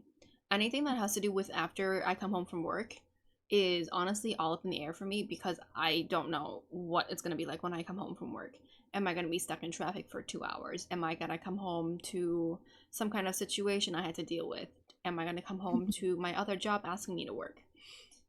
Yeah. And it's just kind of like I can only have some things be so consistent, whereas like other things where when it comes to like doing continuous games, it's hard for me to be consistent because things are always so up in the air. Yeah, it's the same for me. Especially even though I'm completely fine right now, I don't know if in 2 hours I'm gonna have a migraine. So if I had planned something, I would have to cancel. Mm-hmm. Like things like that. Uh, Also, I had to stop the collaborate or pause the streams I had with this streamer friend because I spent a week playing Diablo after Oh it my came out. gosh. I was just like, okay, I got back to streaming, and then it's like, okay, everyone, I'm gonna be gone for at least a week playing Diablo. Bye bye. Which Diablo? The new one, Diablo Oh, 4. Diablo 4. hmm So Actually, yeah, took my time. I took my time with that game. yeah. I just now finished the campaign. Took it really, really slow. It's a slow grind. Yeah, because I had so much stuff on the schedule when it came out. Mm-hmm. Yeah, I just removed everything and just with like Mm-hmm. Diablo mode. So yeah. So I'm now really I'm trying to plan ahead and keep my schedule for a change, and not because I used to be just I feel like doing something else today, so I'm just gonna change everything. I want to be more professional, plan ahead, and then actually do it, actually commit to what I promise. Mm-hmm. Yeah, I think that's admirable and impressive about. Yeah. I don't know you as much, Mimic, but that's something I definitely look up to with Nyx Mm-hmm. because I noticed that you stream consistently and you stream when you say you stream. I mean, yeah, things Yes. happen and maybe you have to cancel, but you try to make up for it or something. Mm-hmm. Mm-hmm. Yeah, I think that's a really, really good way to stream. Consistency, yeah. I think consistency is also just really important in terms of like you in general, and then you if you want to grow as well, Mm-hmm. because you can't really if you're not consistent in something. Okay, basic analogy: if you're not gonna water the plant, it's not gonna grow. But if you water it sparsely, it's gonna grow very, very slowly. Mm-hmm. And so you have I to be think the problem is consistent. also the luck events along the way that you can really control. Mm-hmm. Is it Yeah, gonna be like rainy? Is it gonna be sunny? Is there gonna be snow? Yeah, or if you talk about video games, like Diablo comes out, or you get into drama or stuff like that, and it changes all of your plans. yeah. Also, I have just randomly every 2 or 3 weeks a full week with overtime, and sometimes that will just knock me Mm-hmm. out. And I Mm-hmm. just don't feel like doing anything else. If you can plan ahead, that's one thing. But if it's suddenly out of nowhere, you have to replace someone, stuff like that. The ones that are sudden is hard. Yeah. And that's And I think at the usually end of the day, there's some situations where you can stream, some situations that you really can't stream. Like my ear situation, suddenly my ear got completely clogged, and I had to go see a doctor. I could technically stream; it just made me feel very uncomfortable. So I Yeah. decided to stop some of the streams, not all of them. Some of them I just skipped them and I rested instead. But I still feel like you know what? I could have done those streams. Mm. yeah. Like if I was in a corpo, I would do them definitely. But because I'm indie, I feel like I can cancel a stream. Let's see. We're actually past 10 o'clock. Mm-hmm. So at the end of each podcast, Lazu, we have takeaways. We have 3 takeaways that I'm trying not to repeat the same time. Just kind of one thing that you took away from the podcast. One thing I took away from the podcast that, sorry. Yeah. Just like That- what's one thing that you would take one sentence, one liner thing that you took away from the podcast. Today, well, honestly, what I am gonna be thinking about after this podcast is how I'm gonna move forward with my writing streams, because I want to bring them in and be like a main part of it. So if that's what you meant by your question, then that's what I'm definitely gonna take from But it. give us an answer, like a plan or something that you plan on doing. I'm gonna do this. I'm gonna do like a recommendation or a tip. A recommendation or a tip, something I'm gonna do. With like my Let's Nix and I'll go ahead first and okay, I'm we just can not see sure I exactly what understood we the mean. question. Yeah. That's what we're gonna go with. Let's see. We talk about writing. You're on lore. why did you start writing, how to come up with ideas, characters, how to feel like you're killing main character. I would say write about your friends. Write about your friends. And even tell them, I'm writing about you. Yeah, it's gonna make them look at it. Look, if I'm gonna write a story, and I'll tell Nyx, hey, you're a character in this story, I bet she's gonna read it. Yeah. You know, because For curiosity. sure. So get your the people that you like, collab partners, mods, people in your chat, write about them, and tell them, and they will read it. Make sure Yeah. it's funny as well. Do you think I'll do that? For me, I think revive old hobbies. Wait, revive old hobbies? Yeah. Or- Yeah. So I need to get back into writing after this. Yeah. That's fair. I think for me then it's gonna be Don't write about me. Too late, Ant. I already did it in the. I mean, it's wrote gonna about you in the collab. be kind of similar. I don't know. Say it. We're gonna help you polish it. Well, after kind of like talking to you guys today, I do think I also want to go back into doing drawing streams. But then I want to like draw, kind of like bringing your two suggestions together. Maybe draw my fellow VTuber friends. Do like kind of art Draw your for like, friends. yeah, but on stream. So Draw your friends on stream. yeah, draw your friends on stream. Kind of like write about them, but also it's an old hobby of mine. So I'm stealing your guys' ideas. You know what? That's great. That's A perfect. lot of people Also, leave. we stole your study stream ASMR Yes. thingy. Yes, we took it. We both took it from you. What is everyone doing? What is everyone's plans? When's your I'm next gonna go stream? dive into my thesis. And then tomorrow evening I'm gonna play a game, and then we're gonna do D&D with some people from my server. Nice. Ooh. Sounds good. Lazzy, what about you? What are you planning on doing the rest of the day? What are you gonna, if you're gonna stream again? Rest of the day is gonna be work, but otherwise I have actually been thinking about doing the weekly kind of like writing stream on Wednesdays, so I was hoping to start on Wednesday. Otherwise, I was gonna follow up this weekend with a lot of people that I want to do those collab streams with. That's gonna take, a specific game over several weeks to do. So I've been I wanting highly to recommend those. Yeah. set up. Yeah, and then get that scheduled as well. Yeah, those are nice. I wish I could commit to that, but I know I can't. I know it's gonna be difficult, but I'm gonna try. What about you, Nyx? What's your plans? So gotta go back to work. I have some things to submit for work today as well. And then I want to do, let's see, the thing is, like, I want to do my hand cam stream this weekend, but I don't have everything that I want to do. It's like I still needed to get a few more things, but I want to do it because I know I'm free this weekend. Yeah.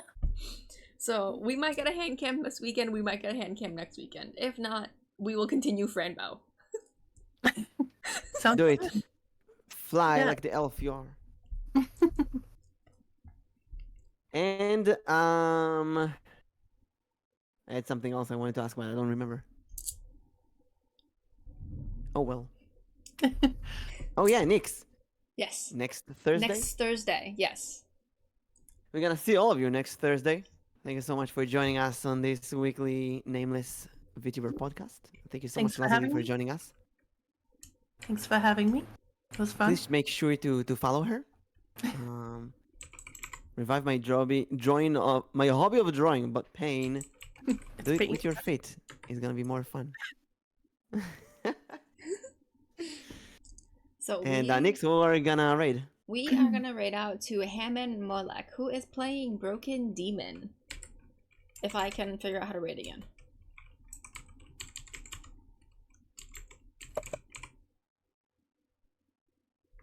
how you spell it? That I got sounds it right. There we go. Nyx speed raid. Okay, that's what it is. Okay, let's go. Woo. Thank you everyone for joining us. We'll see you next time. We'll see you all next Thanks for being here, everyone. time. Thank you for joining us, Lazu. Thanks for having me. It was a lot of fun. All right, goodbye, everyone. I'll see you next week. Bye.